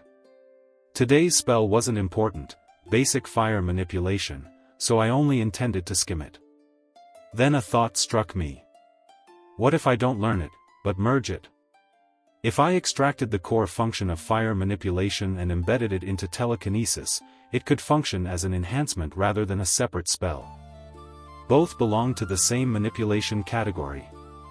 Their structures overlapped. It was reckless. Extremely reckless. I focused, fully memorized the spell, then closed my eyes. The moment I forced the fusion, pain exploded through my body. I collapsed to one knee, blood spilling from my mouth as I clutched my chest. If I had been an ordinary mage, would have died. I succeeded, but damn. The spell stabilized. Fire manipulation now existed alongside telekinesis within me. But this came at a cost. From now on, I would need to strengthen my body as much as my magic. At that moment, someone knocked. "Sir, it's Roy. Are you ready for the social event?" I glanced at the clock. "I'll come down soon." "Yes, sir." As I dressed, I spoke again.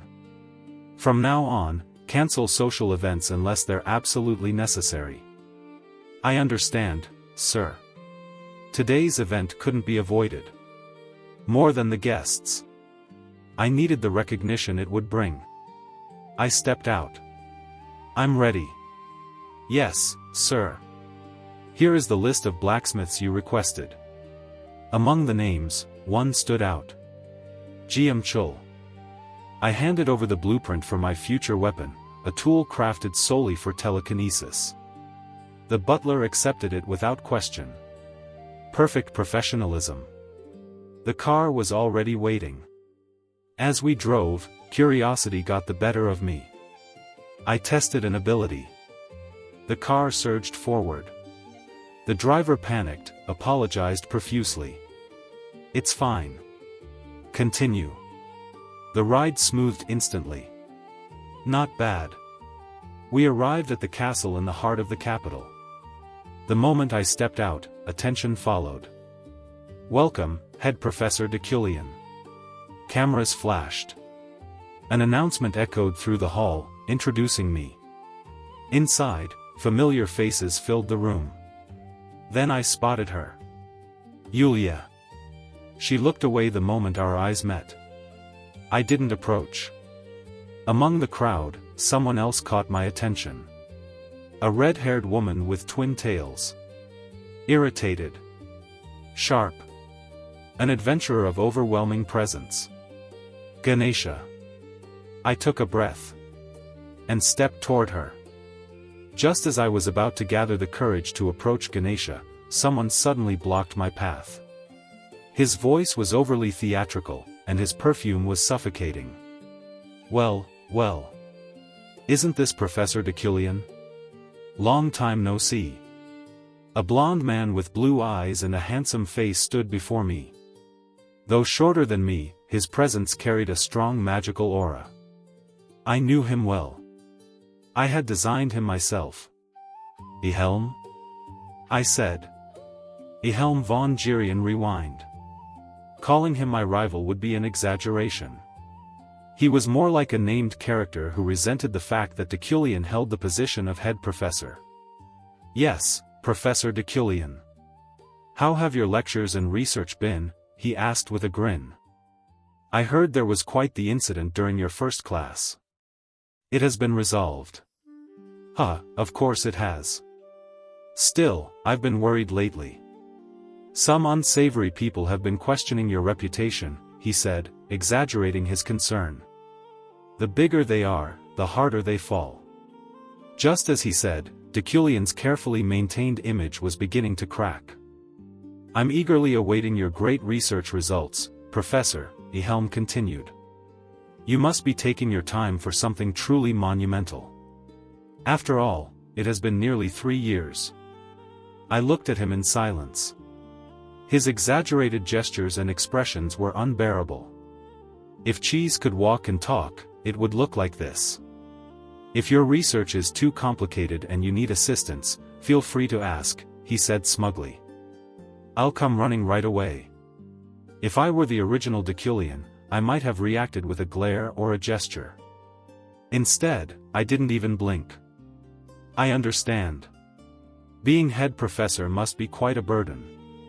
Even with all that honor, are you listening? After rambling for a while, Wilhelm finally seemed to notice my indifference. He frowned. "I wasn't listening," I said flatly. "TSK. You seem busy, so I'll say one last thing," he said. I glanced past his shoulder, searching for Ganesha.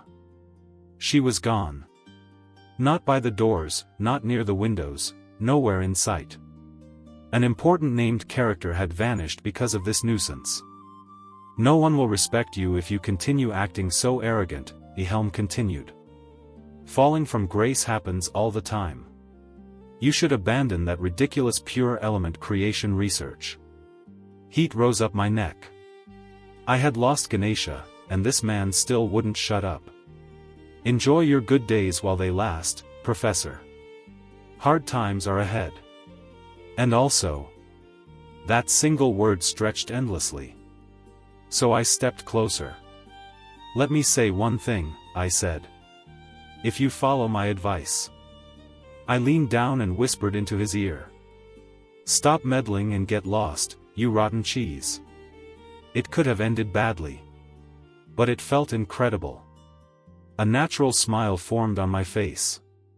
After all, the original Deculein had despised Wilhelm too. What did you just say?" "I'm leaving." I walked away, leaving him speechless. Even after escaping a helm, nobles quickly swarmed around me. I heard about the recent incident. An Iliad scion was provoked, wasn't she? Professor Deculein, my son told me everything. You were like a hero. Do you have time tonight? Requests, gossip, favors, and flirtation blended together. My head began to ache. The sweet desserts, the overpowering perfume, everything assaulted my senses. My heightened physical perception only made it worse. Fed up, I searched for somewhere quiet. I reached the 3rd floor and leaned against a window. Professor Deculein? I turned. It was Ganesha. What are you doing here? She asked, eyes wide. I got lost, I replied calmly. Oh? Since when do you joke with me? Weren't you waiting for me? I glanced at her. She mistook it for a glare and clasped her hands together. I'm sorry about that mission back then. I returned everything. Can you let it go? When I stayed silent, she puffed out her cheeks.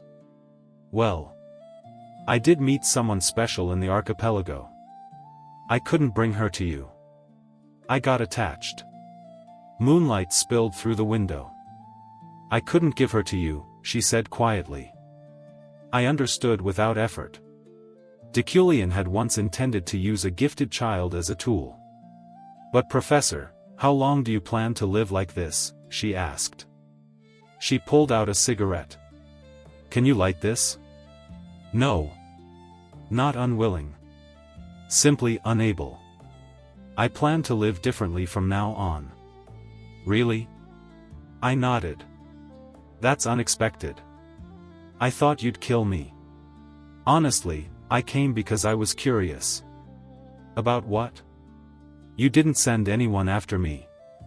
Her twin tails fluttered irritably. You're overthinking it. Sending assassins after her would have been insanity. If you came to see me, then leave, I said, turning toward the stairs. Can I trust you? You're not plotting anything, right? She asked. That would be beneath my dignity. I walked away. Behind me, I could hear her muttering. Then, a strange sense of relief washed over me. Something unseen had shifted. A threat had quietly passed. Just now. I stopped for a moment, then continued walking. Oh, the chocolate is flowing like a fountain, Yulia murmured, staring in awe. Her relative pulled her away. Control yourself. You're a knight. I never wanted to come here. Nearby, a helm stood alone, visibly furious. Wasn't he just talking to Professor Deculein? Someone asked. Conversation drifted. Absolutely bad, Yulia said clearly. As if summoned by fate, Deculein appeared on the stairs, already wearing his coat. He was leaving. The hall fell silent as he walked away. The sound of his footsteps echoed. He did not return. The silence filled with whispers. I returned home far earlier than expected. I requested an unused space. A forgotten storage building was prepared. It was filthy. Clean it. Bring metal ingots, I ordered. Within minutes, the space was spotless. Once alone, I removed my clothes and folded them in midair. The steel responded to my mana. It stretched, shaped, and hardened. A pull-up bar. I reinforced it further, pouring power into it until it felt immovable. Versatile, I muttered. I grabbed it. Pulled. Failed after only a couple. Pathetic. I tried again. This time, more. My body adapted rapidly. Strength surged. After only a few attempts, my physical capability surpassed my old self. I don't know whether to laugh or cry. Still smiling, I grabbed the bar again. The next morning, I arrived early at the Mage Tower of the university. Scorching flame. Seated in my office chair, I alternated between Alan's lecture notes and several grimoires, organizing how I would structure today's lecture on the properties of elemental magic. This should be enough to explain pure elements. Pure elements were one of the most difficult concepts for mages in the Mage Tower. In modern terms, it was like advanced pure mathematics, an area that demanded deep understanding rather than memorization. Scorching Flame was one such pure element spell, infamous for its difficulty. It was far beyond the level of debutante mages. Yet to me, its structure felt surprisingly clear. This was where comprehension excelled, deep, focused study within a narrow field. Understanding did not mean mastery, but I intended to refine Scorching Flame as much as possible and use it as a model to teach the concept of pure elements.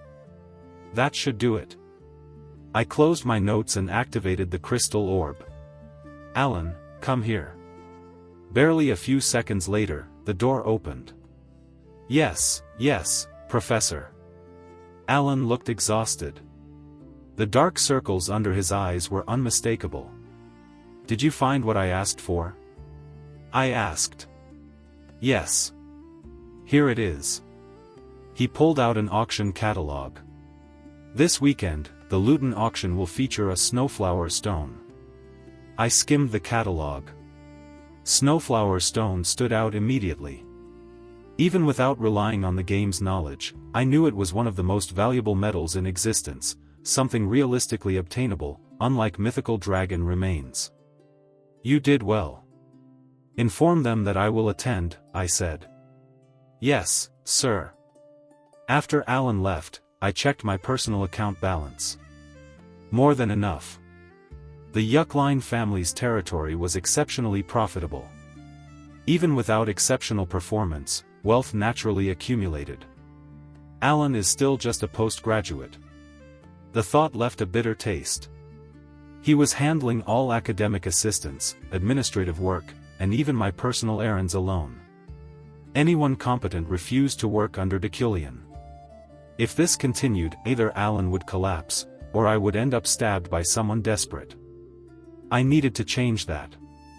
Professor? Alan returned, holding an envelope.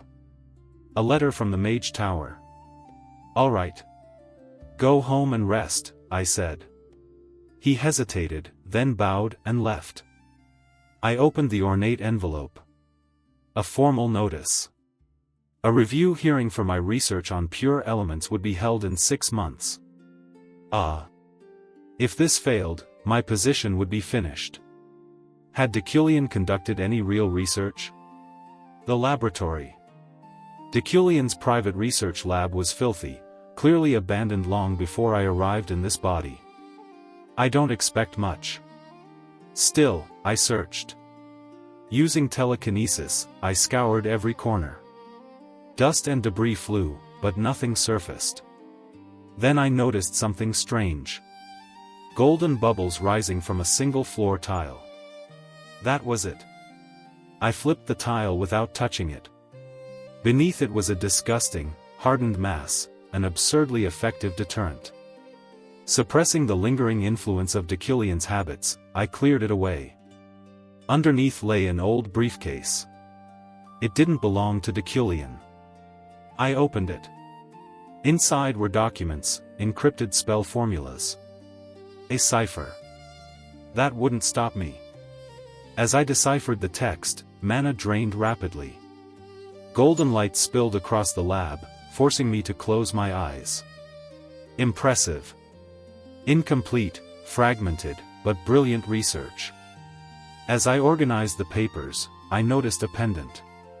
Inside was a faded photograph. A father and a daughter. The child was smiling brightly, making a playful gesture. I recognized her. Ephraim Luna. So that's why. The grudge made sense now. Don't worry. With comprehension, I could complete this research. Refine it. Perfect it. And when I did, I'll list you as a co-author. Recognition mattered. I packed the documents and the pendant and left the lab. At the same time, new mage students gathered at the campus cafe. I think commoners should stick together. We should form a club. Robes, coffee, desserts, everything expensive. Except for Ephraim, who drank only water. Ephraim, you're joining us, right? Julia asked. Huh? You stood up to Sylvia, didn't you? That was amazing. Ephraim smiled faintly. Rumors had already painted her as the representative of commoners. But we'd need a supervising professor, someone muttered. That's the problem. Most professors were nobles. Even former commoners became honorary nobles and acted the same. Professor Deculein is out of the question, someone whispered. Ephraim stiffened. Oh. But he treats everyone equally, Julia said.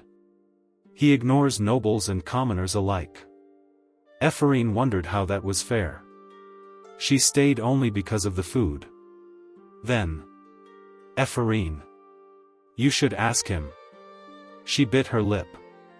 I heard you avoided punishment thanks to Professor Deculein, Julia said. That's not true, Ephraim replied. It just ended normally. Julia waved the proposal. Let's decide later. Late night snacks on me.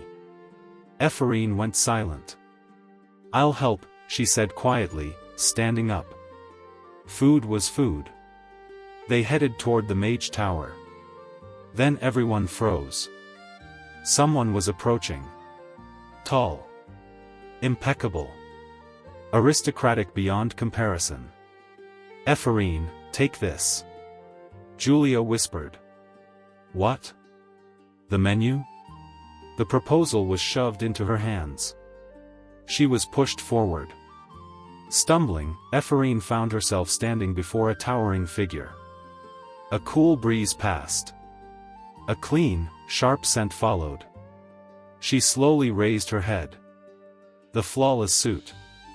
The insignia. The cold, piercing gaze. Deculein. He was looking straight down at her.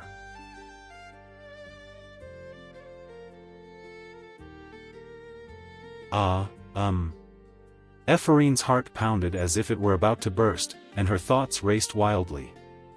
Her classmates had already disappeared.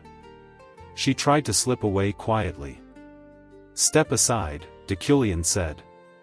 Those words only strengthened her resolve. There was no reason for her to be the one to move.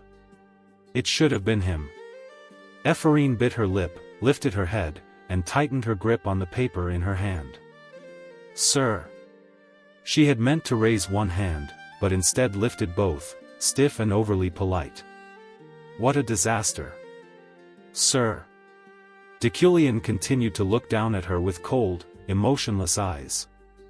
Ephraim took a deep breath to calm her racing heart. At the same time, she made a vow. One day, if not now, she would crush that arrogant gaze with her own strength. I want to start a club. To do that, I need a supervising professor's signature, Ephraim said. There was no reaction, but she continued resolutely. I promise I won't bother you. Other professors don't approve of a commoners' club. I only need your signature. It took all her strength just to say that. Her arms trembled as she held out the paper under Deculein's overwhelming pressure. Then something unexpected happened. Deculein took the paper. He reached out and accepted it without a word. Hup, Ephraim let out a small gasp. He read the proposal. Her heart raced as she imagined him tearing it apart and scolding her. She could almost hear the paper ripping. Then Deculein pulled out a fountain pen. Her anxiety surged again. She imagined him signing it only to tear it apart afterward. But that did not happen. He signed the document and handed it back to her. Fill in the remaining details and submit it to my office later, Deculein said. Sorry? Without another word, he walked past her.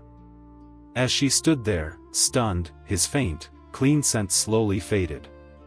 Ephraim stared blankly at the club formation proposal in her hands. There it was, clear as day, Deculein's signature. She did not let her guard down. He might have cast a spell on it. Yet even as he walked away, becoming smaller and smaller in the distance, the paper remained intact. Wow, wow, wow. That was amazing. Her classmates, who had been hiding, suddenly reappeared. You really got his signature. Ephraim, you've got guts. See? I told you.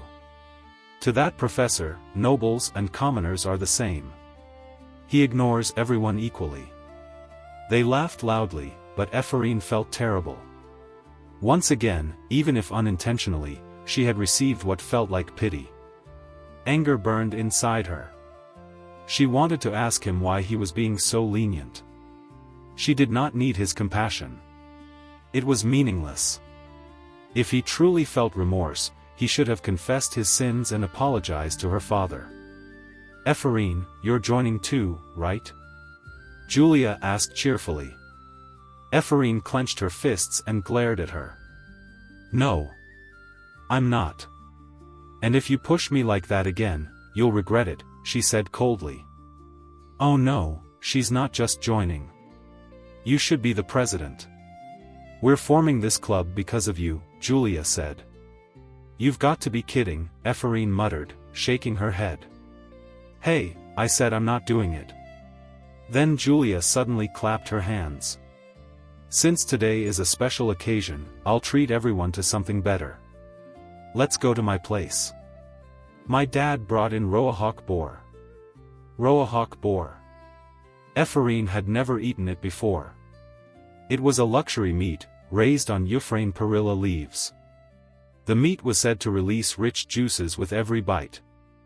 Effie, you're coming too, right? No, I'm not, Ephraim said, pouting and pretending to be offended. Julia clasped her hands and bowed slightly. I'm sorry. I didn't mean to push you. Please, just come with us this once. Ephraim hesitated, then sighed. Fine. But don't do that again. Of course not. Let's go. After pretending to be dragged along, Ephraim arrived at Julia's restaurant, Flower of the Pig. Everything about it screamed luxury. The food was incredible. Especially the Roahawk boar, whose taste lingered so pleasantly that she wanted to savor it forever. On the last Thursday of March, inside the annex of the Deculein mansion, I brushed back my wet hair. My reflection in the mirror was drenched in sweat from intense training. As Kim Woo-jin would not have cared. But this body's personality made the sensation unbearable. Snap. I activated a basic spell called Cleanse. With a simple snap, sweat and dust lifted from my body into the air. Afterward, I checked the time. 6 in the morning. I had been training since 4. It had been 5 days since I started exercising daily. My body had clearly changed. Lean, functional muscles, sculpted without excess. This was the result of the Iron Man attribute. Exercise felt effortless, and recovery was unnaturally fast. If I continued, surpassing professional athletes would not be difficult. Next routine. I prepared for training with chi-controlled levitating blades. I took out 20 weapons commissioned from the blacksmith. They were made of wood steel, a rare metal that looked like wood but was harder than steel. They were sharp, symmetrical octahedrons, half the length of my forearm. Perfect for telekinetic control. Rise. All 20 lifted into the air. They immediately collided. The sound of metal echoed as the roof and pillars were damaged. I reduced their number to 10 and arranged them carefully. At higher speed, 2 collided. One cut my shoulder. Another stabbed into my thigh. That hurts. I pulled the blade out and ignored the bleeding. My body recovered rapidly. One more time. Again, the blades rose. Another struck my shoulder. The pain was intense, but I remained silent. Instead, anger filled me. I continued until I prevailed. That day, I ended my training after being cut 108 times and stabbed 13 times.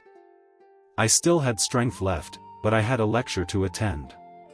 At 3 in the afternoon, the A-class classroom was tense.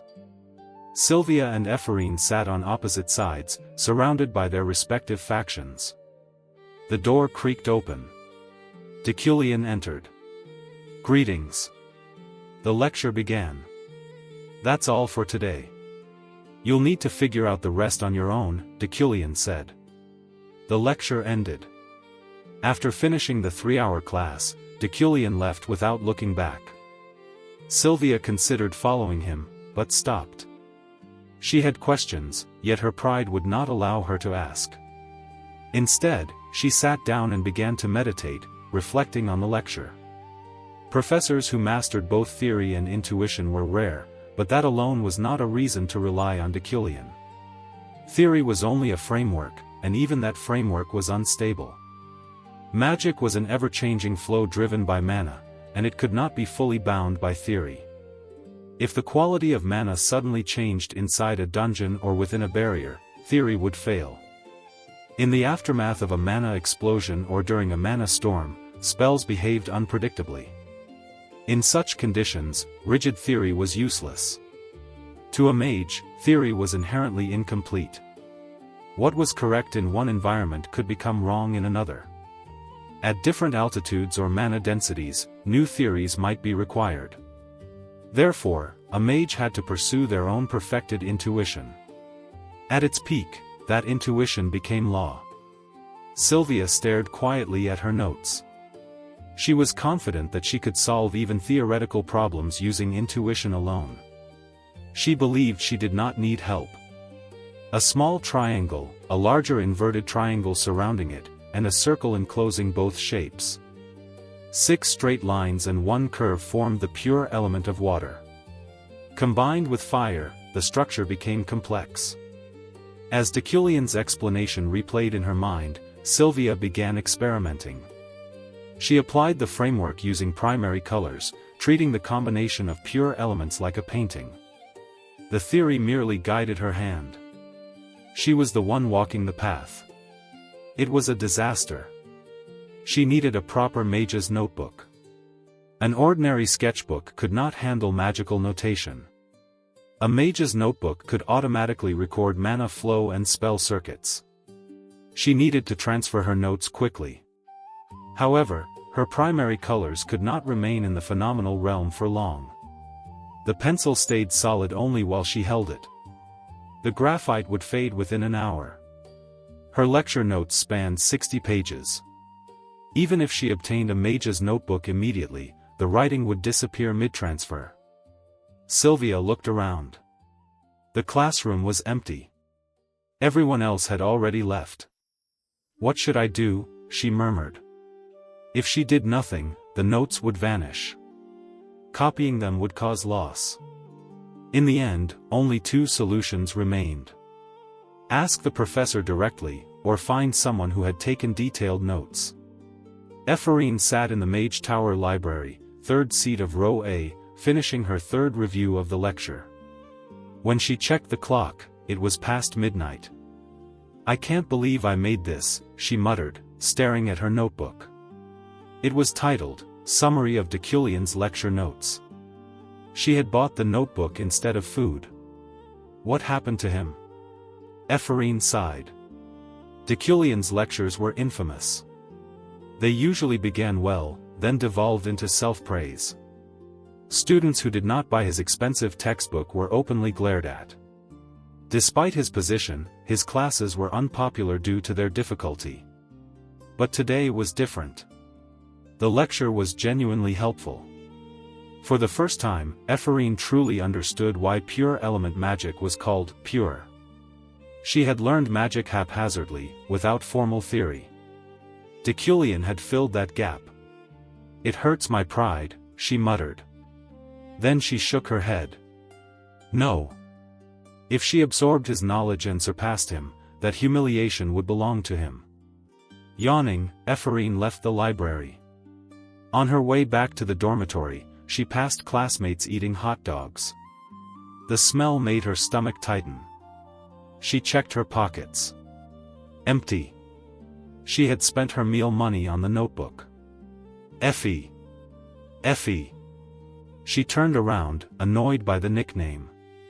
A pink-haired girl named Davy ran toward her. "You're in Professor Deculein's class, right?" Davy asked. "Yes." "Why?" Ephraim replied. "Do you have notes? People are saying the lecture was amazing. I'll buy them. Just let me copy them. Money. Food." Ephraim hesitated. "I'd like to help, but I was too anxious to take proper notes," she lied. "Oh, that's unfortunate," Davy said, already losing interest. "I'll find another commoner." As she walked away, she muttered something under her breath. Ephraim clenched her stomach as hunger hit her. She suddenly bumped into someone. It was Sylvia. The noble mage stared at the notebook in Ephraim's hands. "What are you doing?" Ephraim asked. Sylvia reached out, trying to grab the notebook. "Hey!" Ephraim snapped, pulling it back. After several failed attempts, Sylvia stopped, clicked her tongue, and walked away without a word. "That was creepy," Ephraim muttered. She hurried back to the dormitory. Her door was covered in red graffiti. Insults. Accusations. Threats. She erased it with magic and noticed an envelope on the floor. Mage Tower Sponsorship Certificate. Recipient, Ephraim Luna. Amount, 100,000 elm. Her hands trembled. "This has to be fake," she said. She reported it immediately. 3 minutes later, she left the office in shock. It was real. 100,000 elm. She hid the certificate and hurried away. Then she stopped, crouching by the roadside, overwhelmed.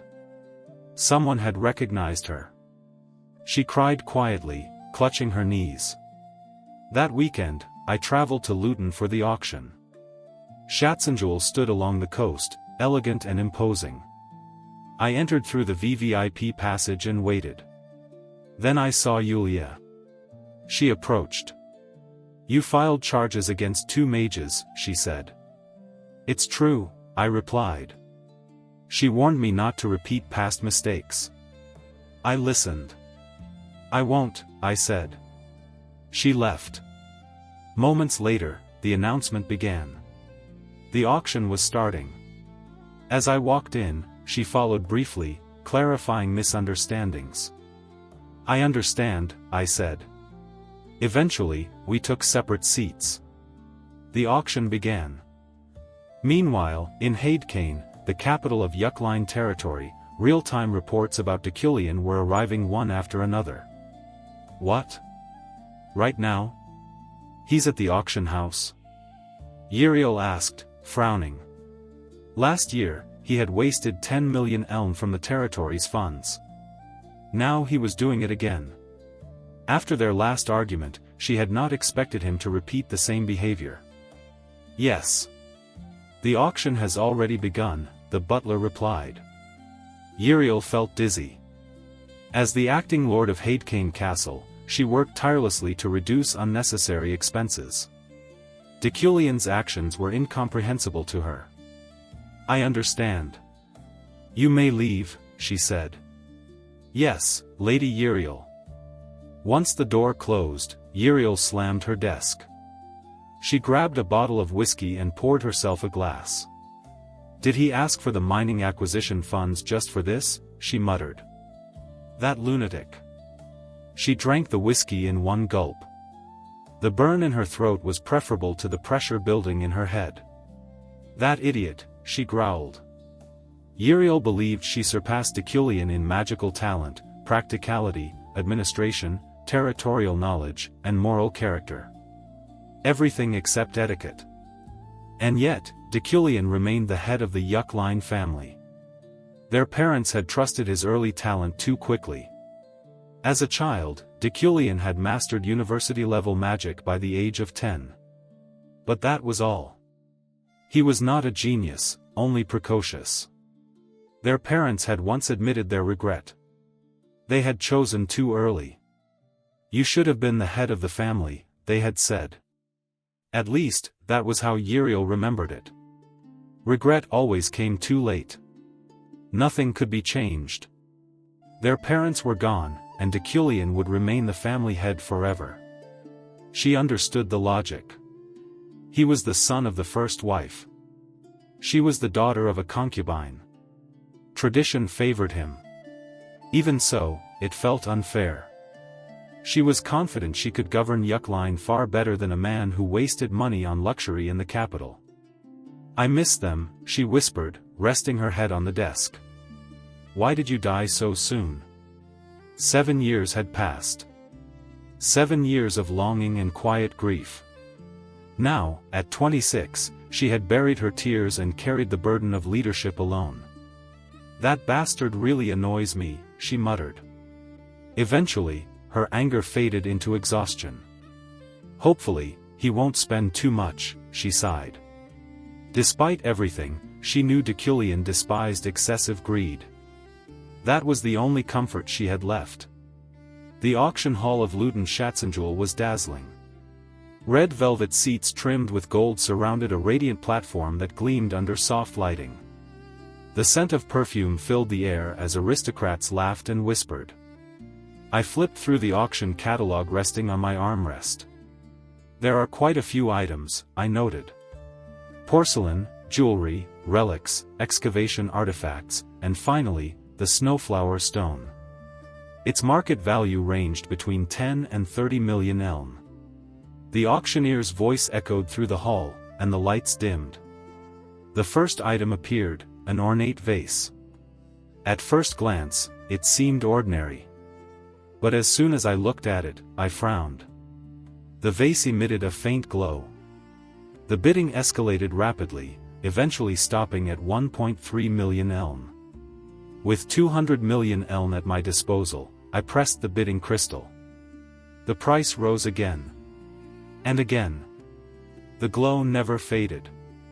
At 2.5 million elm, the other bidders fell silent. Sold to bidder number 777, the auctioneer announced. Polite applause followed. I raised my hand briefly. The next item appeared. Rufrin's ring. I did not hesitate. Again, I bid. 3 million elm. Sold. From that point on, the auction followed the same pattern. Scissors. Necklace. Carpet. Each time, number 777 claimed the item. The wealthy magnate attribute did not lie. Every item radiated value far beyond its price. Yulia watched the auction in disbelief. Deculein dominated the stage. 7 items. One after another. To her, it was not impressive. It was wasteful. They were fundamentally different. That was why they would never understand each other. She had tried once, as his fiancée. But Deculein believed affection could be purchased. From the start, they had never been compatible. Are you here to obtain a cherished item? A nobleman beside her asked. Yes, Yulia replied. The snowflower stone, also called winter's flame, was both cold and hot. A paradoxical metal, nearly impossible to refine. It's time I obtained one of my own, she said. A knight without a weapon worthy of communion was incomplete. She knew this well. The nobleman praised her achievements, but she accepted the compliment with restraint. When he mentioned her husband, she corrected him immediately. He is not my husband. The nobleman retreated in embarrassment. Meanwhile, number 777 continued bidding. Yulia felt heat rise to her face, but she focused only on the snowflower stone. She had calculated her savings carefully. She could afford it. Taking a deep breath, she steadied herself and waited. You are really spending a lot today, said a noble sitting next to me. It was my first time meeting him. His entire body was trembling, and his shaking was so intense that it even made my hand quiver. "These items are worth the expense," I replied. The wealthy magnate attribute, which reflected financial acumen, granted me an extraordinary intuition for value. It allowed me to assess the potential of items and make near-instinctive judgments about their worth. Relying on this attribute, I focused on the auction and won 11 of the 24 items offered so far. The auctioneer announced the next item, Tranquility. At that point, I decided to stop bidding. The quality of the items after the ancient relic necklace had been disappointing. Since the estimated maximum price for the snowflower stone was 30 million elm, I needed to reserve at least 90 million to be safe. The auction continued with the Horn of Lokon and other items. Without my participation, the bidding proceeded calmly. Other cautious nobles quietly joined in. In this relaxed atmosphere, the item I had been waiting for finally appeared. The auctioneer announced the ore that had played a significant role in the history of imperial swords. Known as Nature's Magic or Winter's Flame, the Snowflower Stone opened with a starting bid of 5 million elm, with increments of 200,000. The first bid came immediately from seat number 1089. I looked toward the bold bidder. It was a familiar figure. Her glossy hair was tied into a neat bun, and her white, armor-like attire clearly displayed her status. It was Yulia. Her eyes burned with determination, showing she had no intention of backing down. Yulia participated in the auction with passion. She bid relentlessly, barely taking a breath. Given the importance of the item, it was understandable. The price quickly rose to 10 million, then 13 million, 17 million, 19 million, and higher. When the auctioneer announced 30 million elm from bidder 1089 and asked if there were any higher bids, most participants withdrew. The anticipated maximum price had been reached. Feeling hopeful, Yulia let out a quiet breath. At that moment, an unexpected competitor appeared. Bidder number 777 raised the price to 31 million elm. Yulia's eyes widened as she searched for seat number 777. A man sat there in a nearby VVIP seat, calm and elegant. It was Deculein. When he sensed her gaze, he turned to look at her.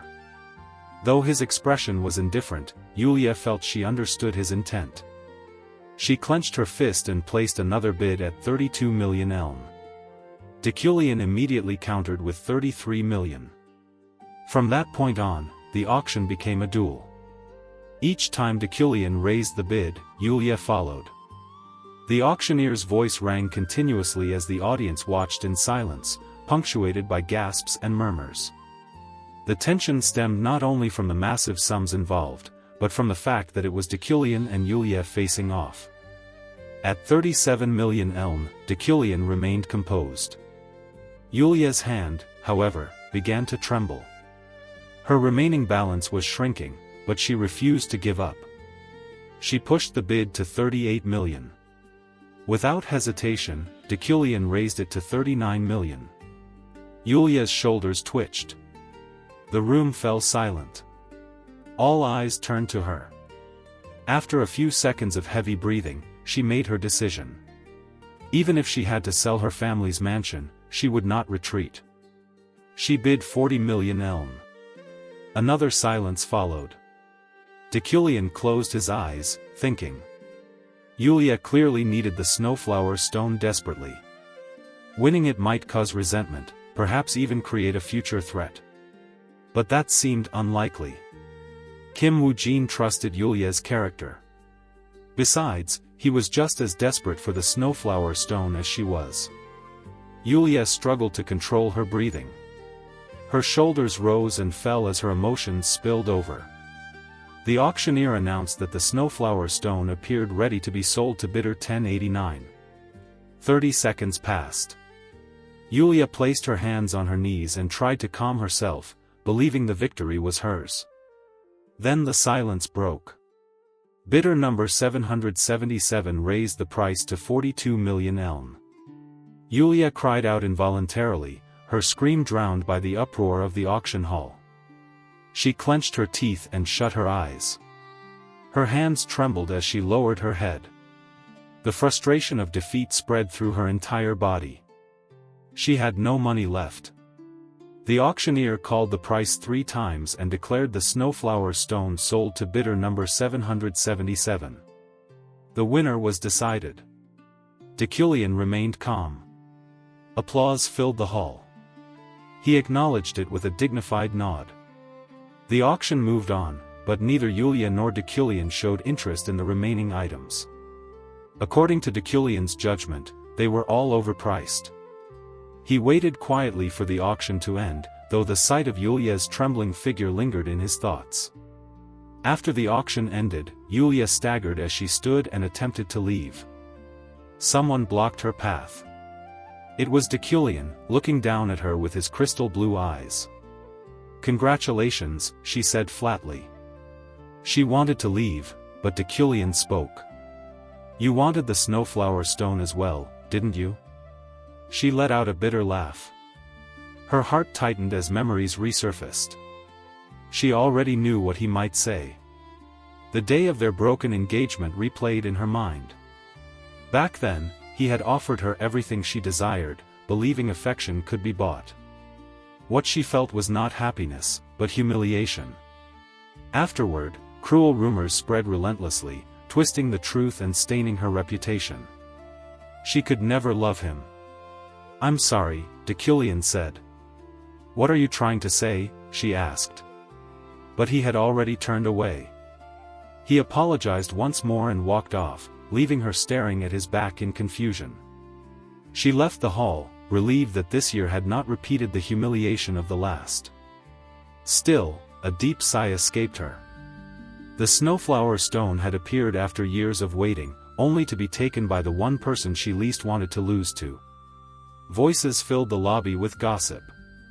Some claimed he bought it as a gift for his fiancée. Others speculated endlessly.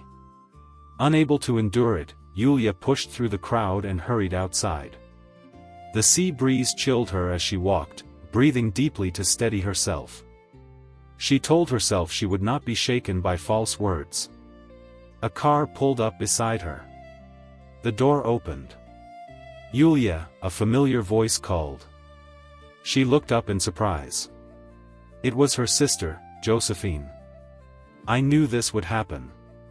"Get in," Josephine said gently. Yulia obeyed without resistance. Yulia was, at heart, a good person. She was far from the villain's fate. No death variable applied to her current state. I had confirmed this with my sharp eyesight at the auction. It was foolish to worry about retaliation over the snowflower stone. She must have suffered a lot because of Deculein, I muttered.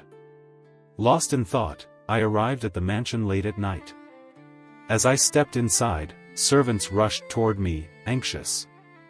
"Master, Lady Uriel is." "I know," I replied. I went upstairs alone. In the moonlit room stood a familiar silhouette. Uriel spoke first, her voice cracked. "The money was for the Dyein mine acquisition. Was this your plan all along?" I realized my mistake. I had underestimated the amount in my account. "Don't worry. Everything I bought will be profitable," I said. She exploded with anger. Years of resentment poured out. Her emotions manifested as red and dark energy, intertwined with a golden glow. If I failed here, she would become a death variable. If I succeeded, she would become an invaluable asset. "I will give you the position of head of the family," I said. Her rage stopped instantly. "What did you say?" she whispered. I knew how Deculein's story ended. Holding on to that position would only lead to death. "I will give you the role that was always meant to be yours," I said calmly. "The position of head of the family." Uriel stared at me, stunned. "What?" she asked softly. "I will give you the position of head of the family." Uriel was rendered speechless. The lips that had been throwing out bold insults at her brother suddenly stopped. Her eyes blinked rapidly, her mouth opened and closed, and the sound she made while trying to speak was almost cute. "That's bullshit." Uriel finally blurted out. Such language is unbefitting, I said. You're lying. That was better. See? That proves it's a lie. Uriel still didn't believe me. I never lie, I replied, shaking my head. Her hands began to tremble as she looked around the room, as if searching for something. Where is the pen and paper? Let's write it down. A written vow, Uriel said. Maintain your dignity. See? You're lying. We can make an oath instead, I said, interrupting her before she could continue accusing me. For a mage, an oath carried special meaning. It was similar to memorizing a spell and engraving a vow into the heart or mind. If broken, it would result in death or the complete loss of mana. You really mean it? Uriel asked. Yes. No. This makes no sense. Why? Why so suddenly? I couldn't tell her the real reason. To her, this must have seemed completely abrupt. Since it was a position I would eventually pass on anyway, I chose a reasonable explanation. I intend to devote myself entirely to the Mage Tower and my magical research. I won't have time to manage the territory. You are already capable enough to serve as Lord, I said. You only realize that now? I've known for a while. I was testing you. Testing me? Don't joke around. I was testing you. Uriel shouted, then hesitated, wondering if I was serious. Believe it or not, that's your choice. Then when will the succession ceremony take place? Uriel asked carefully, still suspicious as she licked her dry lips. The small gesture made her look like a real younger sister. I hadn't thought about the ceremony at all. You probably know the best timing, I replied vaguely. Fortunately, Uriel seemed to have something in mind and nodded. 3 years from now. On the day of exceptions. I didn't know what that meant, but she sounded serious. Very well, I said. Uriel gathered her belongings. On the bed were a sword and a pistol. It seemed she had come prepared to kill me if things went wrong.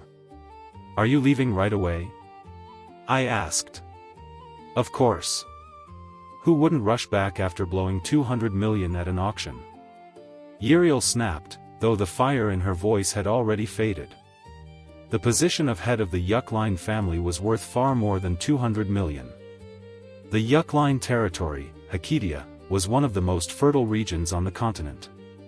Mountains behind, a river in front, and proximity to the capital without direct imperial interference made it extraordinarily valuable. It housed both a mage tower and a knight's order, a rare distinction. Only the Iliad and Leviaran families were comparable.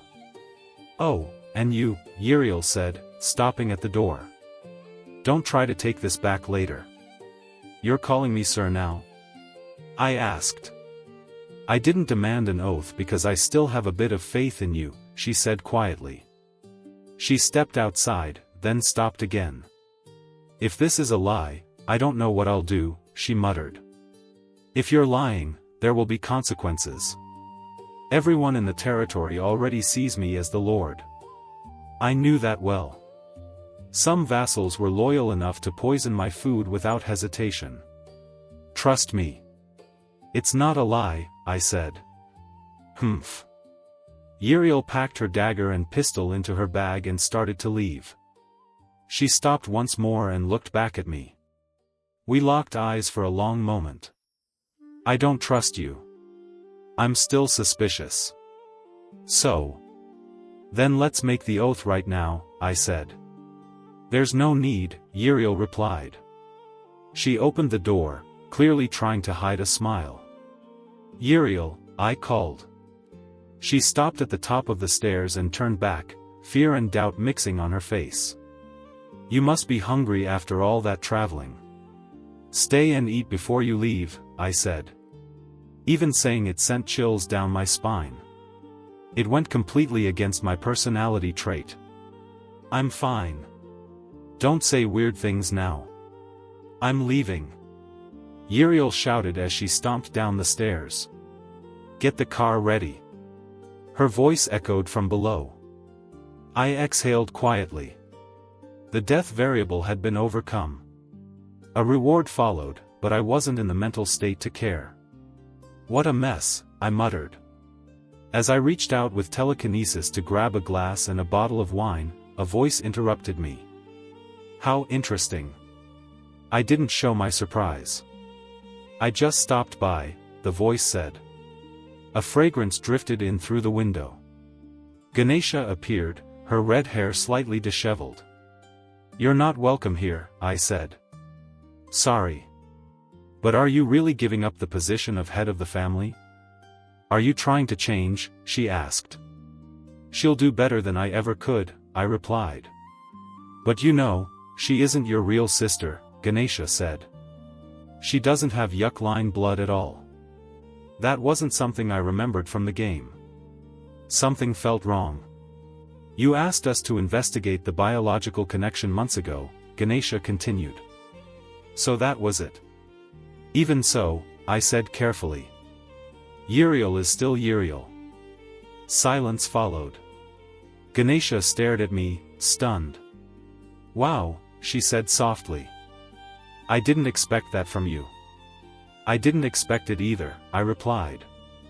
I'll keep it a secret, Ganesha said firmly. She then warned me about the 6 serpents targeting the auction items and advised strengthening my security. I understand, I said. Before leaving, she assured me that Uriel would not be harmed. Then she vanished with the wind. For the first time, my composure cracked. I ran a hand through my hair.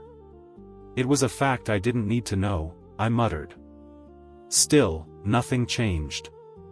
Uriel was Uriel. Elsewhere, Ganesha sat on a rooftop near the capital, recalling the scene. He's changed, she said. Or maybe someone else is wearing his face. Her team listened quietly. Either way, she continued, we don't need to watch him as closely anymore. Under the moonlit sky, the Red Garnet adventure team prepared to depart, disappearing in a shimmer of blue light. The next day, I took a grimoire and went to the hillside behind the mansion. I had already mastered basic telekinesis perfectly, with my sharp eyesight confirming 100% proficiency. I could now handle 7 shurikens as easily as my own arms and legs, but going beyond that was difficult due to the limitations of the spell itself.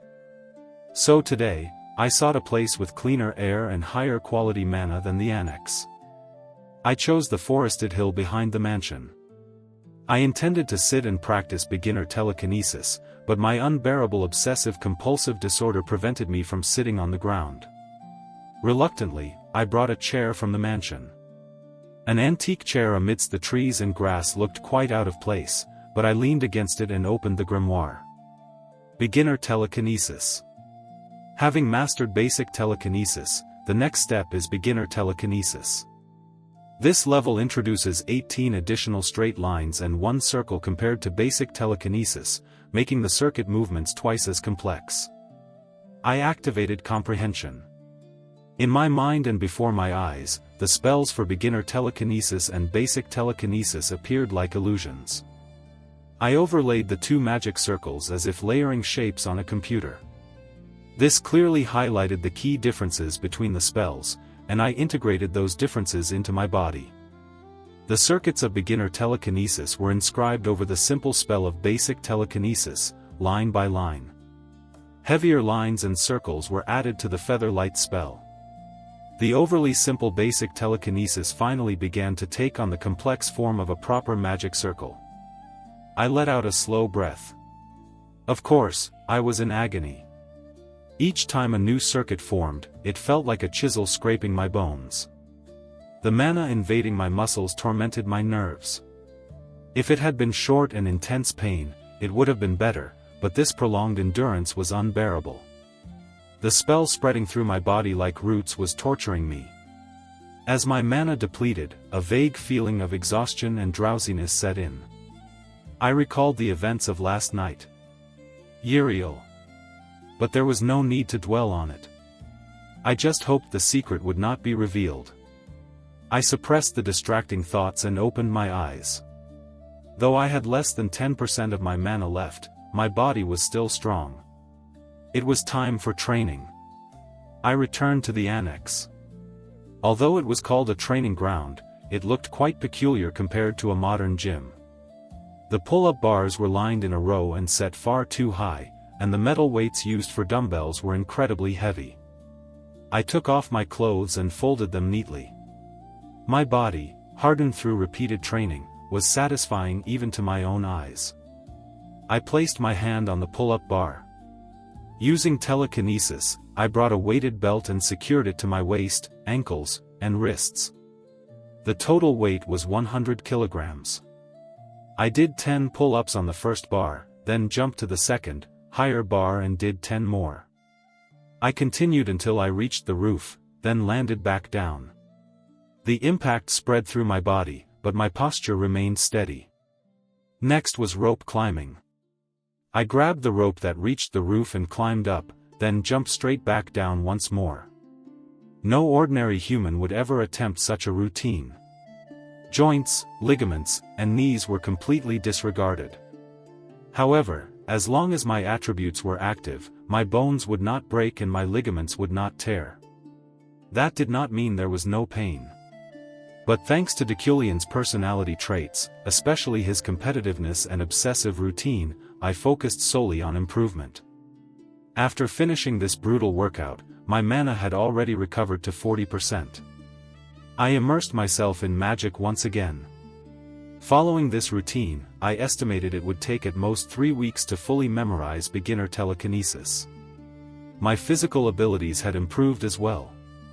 Strength, agility, and endurance had increased through extreme training, and my coordination and flexibility might now surpass that of a mature gorilla. Still, I was far from matching the combat prowess of major named characters or villains. When I arrived at the Mage Tower, I sat in my office chair and stared ahead. Level 1 System Shop. The System Shop allows characters to be enhanced using acquired store currency. As the game progresses, both players and named characters can be strengthened through this shop. However, opportunities to use the shop are extremely limited, at most 6 times until the end of the game. This is because the prices increase exponentially. Level 1 items cost 5 to 10 coins, Level 2 cost 10 to 20, Level 3 cost 20 to 40, doubling each time. Each shop level can only be used once. I already knew the optimal choices. Qualitative enhancement of mana, Stage 1. This was the only reasonable option. The rest were for niche builds. I needed 4 more coins. There was a knock on the door. Alan entered hesitantly. I called his name. He replied politely and stood quietly. He did not ask why I called him. I asked whether he had any interest in becoming an assistant mage. He tilted his head in confusion. I used telekinesis to float the evaluation document that had arrived the previous week. It was a notice to nominate a mage for assistant professor evaluation. Alan's eyes widened. I told him I intended to recommend him as an assistant professor. By the time I finished speaking, Alan was already on the verge of tears. He reminded me that I had once said he lacked talent. That was true. Alan truly lacked talent. Even my attributes could not find anything exceptional in him. Perhaps that was why he had never left. I told him it had all been a test, and that only his diligence had passed. Deculein dislikes praise, but some personality traits can be overridden. Obsessive-compulsive disorder and noble etiquette, however, were nearly impossible to suppress. I handed Alan a bracelet engraved with the Deculein emblem. It was nothing special, but it was enough to secure his loyalty. Alan trembled as he asked if this meant he was officially my best pupil. I told him there were still 2 more steps to go. He bowed deeply several times. I informed him that as an assistant professor, he would need to participate in my class in 2 days. He reacted far too dramatically, which irritated me. I snapped at him, then stood up. Alan flinched instinctively. I told him I had no intention of hitting him. I said I was heading to the library. Luna's research paper had been deciphered, but its structure was flawed. I needed to consult additional grimoires. Alan handed me a notice. Wanted, Mage Killer Lokak. The Mage Killer was a known early to mid-game threat. Against mages, he was dangerous. Against me, he was not. I told Alan to be careful. If anything, I hoped to encounter Lokak. He would make an excellent source of store currency. Elsewhere, Sylvia entered the Imperial University Library. Collecting literature and languages was her true passion. Unfortunately, the Mage Tower Library disappointed her. So she made a bold decision and entered the Executive Library. After a brief confirmation, she was allowed inside. As the heir of Iliad and a novice mage, no one dared to stop her. She wandered excitedly until she found a fairy language novel. It was written in Eternal. The fairies were long gone, but their literature remained. Though difficult, Sylvia could decipher it. She turned to leave and bumped into Professor Retlan, who smiled and passed by. Emboldened, she searched for more books. Then she collided with someone else. It was Deculein. He stood tall, holding an antique book, his sharp blue eyes fixed on her. They stared at each other in silence. After several seconds, he closed his book. Sylvia turned to flee. His voice stopped her. Stop now, or you will face disciplinary action. His footsteps approached slowly from behind. When he stopped, the air around her felt cold and heavy. Sylvia swallowed. Turn around. At those words, Sylvia turned and saw Deculein standing with his hands behind his back, glaring at her. Debutante Sylvia, Deculein said. Yes, sir, she replied. As far as I know, this is an executive library. Many documents here are classified, so access is strictly prohibited to anyone outside the faculty. Violators are severely punished. Oh. I see. I didn't know. I got lost. Deculein nodded calmly at her excuse. So no one noticed when you took a wrong turn. That includes you and the librarians. All of them will be. I lied to avoid trouble. I used an exception clause, Sylvia admitted. There is no such thing as an exception clause. I'm sorry. I was looking for a specific book, Sylvia said honestly. At that moment, the book in her hand floated into the air. Ah! She reached out to grab it, lost her balance, and fell. Ow! She landed on the cold floor. Anger boiled inside her, but she stood up without showing it and brushed herself off. Deculein was examining the book. How amusing. That's an Eternal novel. For someone whose only hobby is socializing, it's a world you wouldn't understand even if you tried reading it. Just give it back, she thought. Then something strange happened. Last night, I was with him, Deculein read aloud. Red flowers bloomed along every path that led to him. His voice softened, unlike his usual lecturing tone. I tried not to think about where my feelings came from. Sylvia froze. As long as I felt the desire to be with him, that was enough. He is reading it. Is he really reading it? I took off her clothes. Deculein stopped and closed the book. It's surprising that you enjoy reading erotic, romance novels, he said. Sylvia's eyes widened. I don't like romance, she mouthed silently, shaking her head. That's fine. Take it. I'll let it go this time. I don't like romance novels. The book floated back into her arms. But if you enter this library again without permission, you will be punished. It's not that I like. Are you here to flaunt your family's power? From now on, have someone loyal to you borrow books. There's no need for you to come personally. He didn't listen at all. Sylvia felt humiliation for the first time. Her pale face flushed red. She hadn't wanted romance. She wanted to learn fairy customs through ethno literature. Besides, learning such things from books won't help you.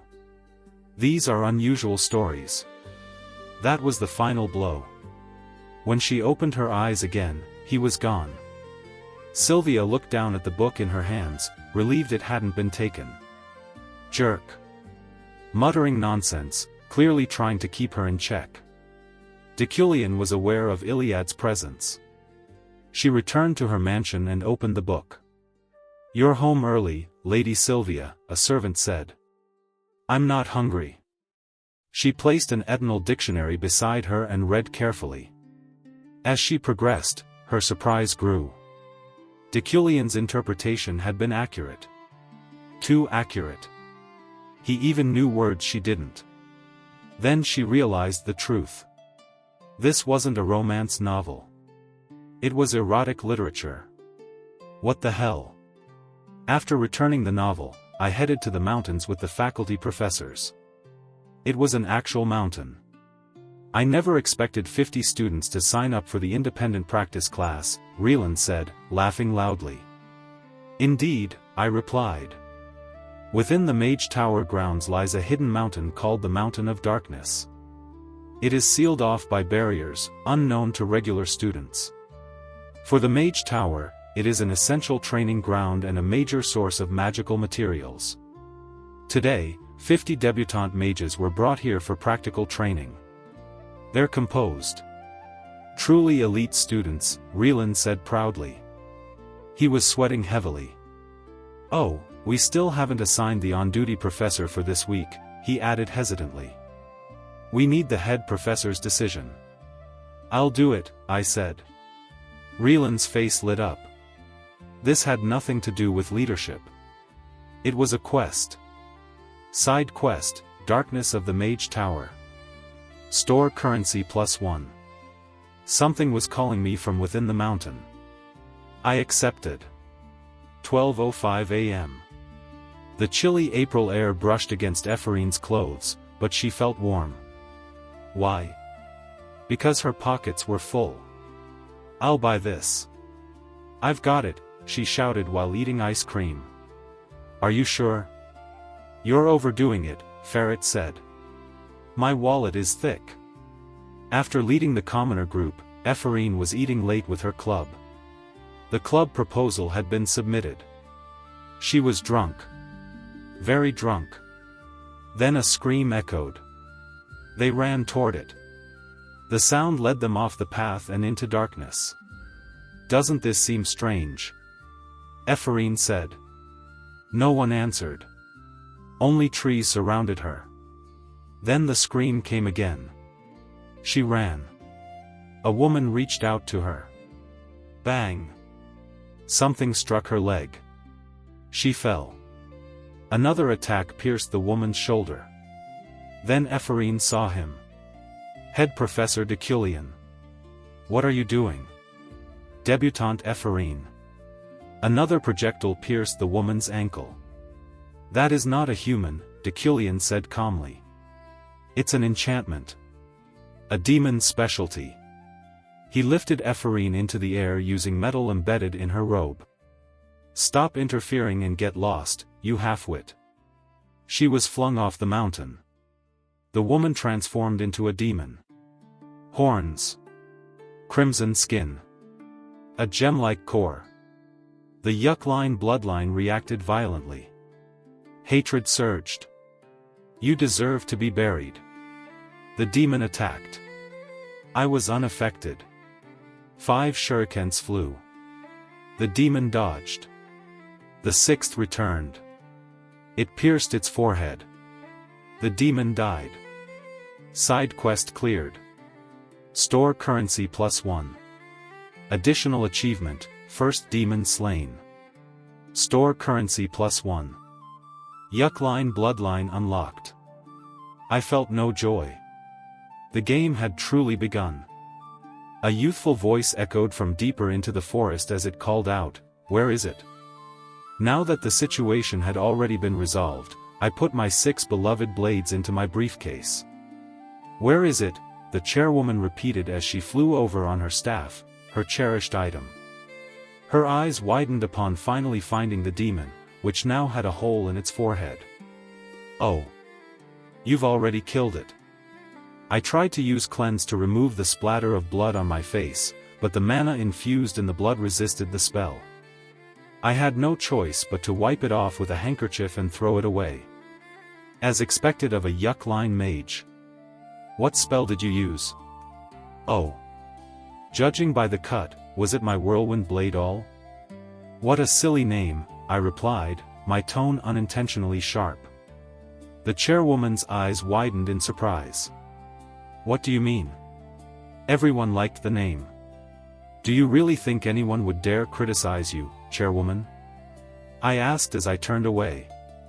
Really? Is it that bad? Yes. The chairwoman looked crestfallen. She feigned innocence, which made me uneasy, and then did something genuinely brutal.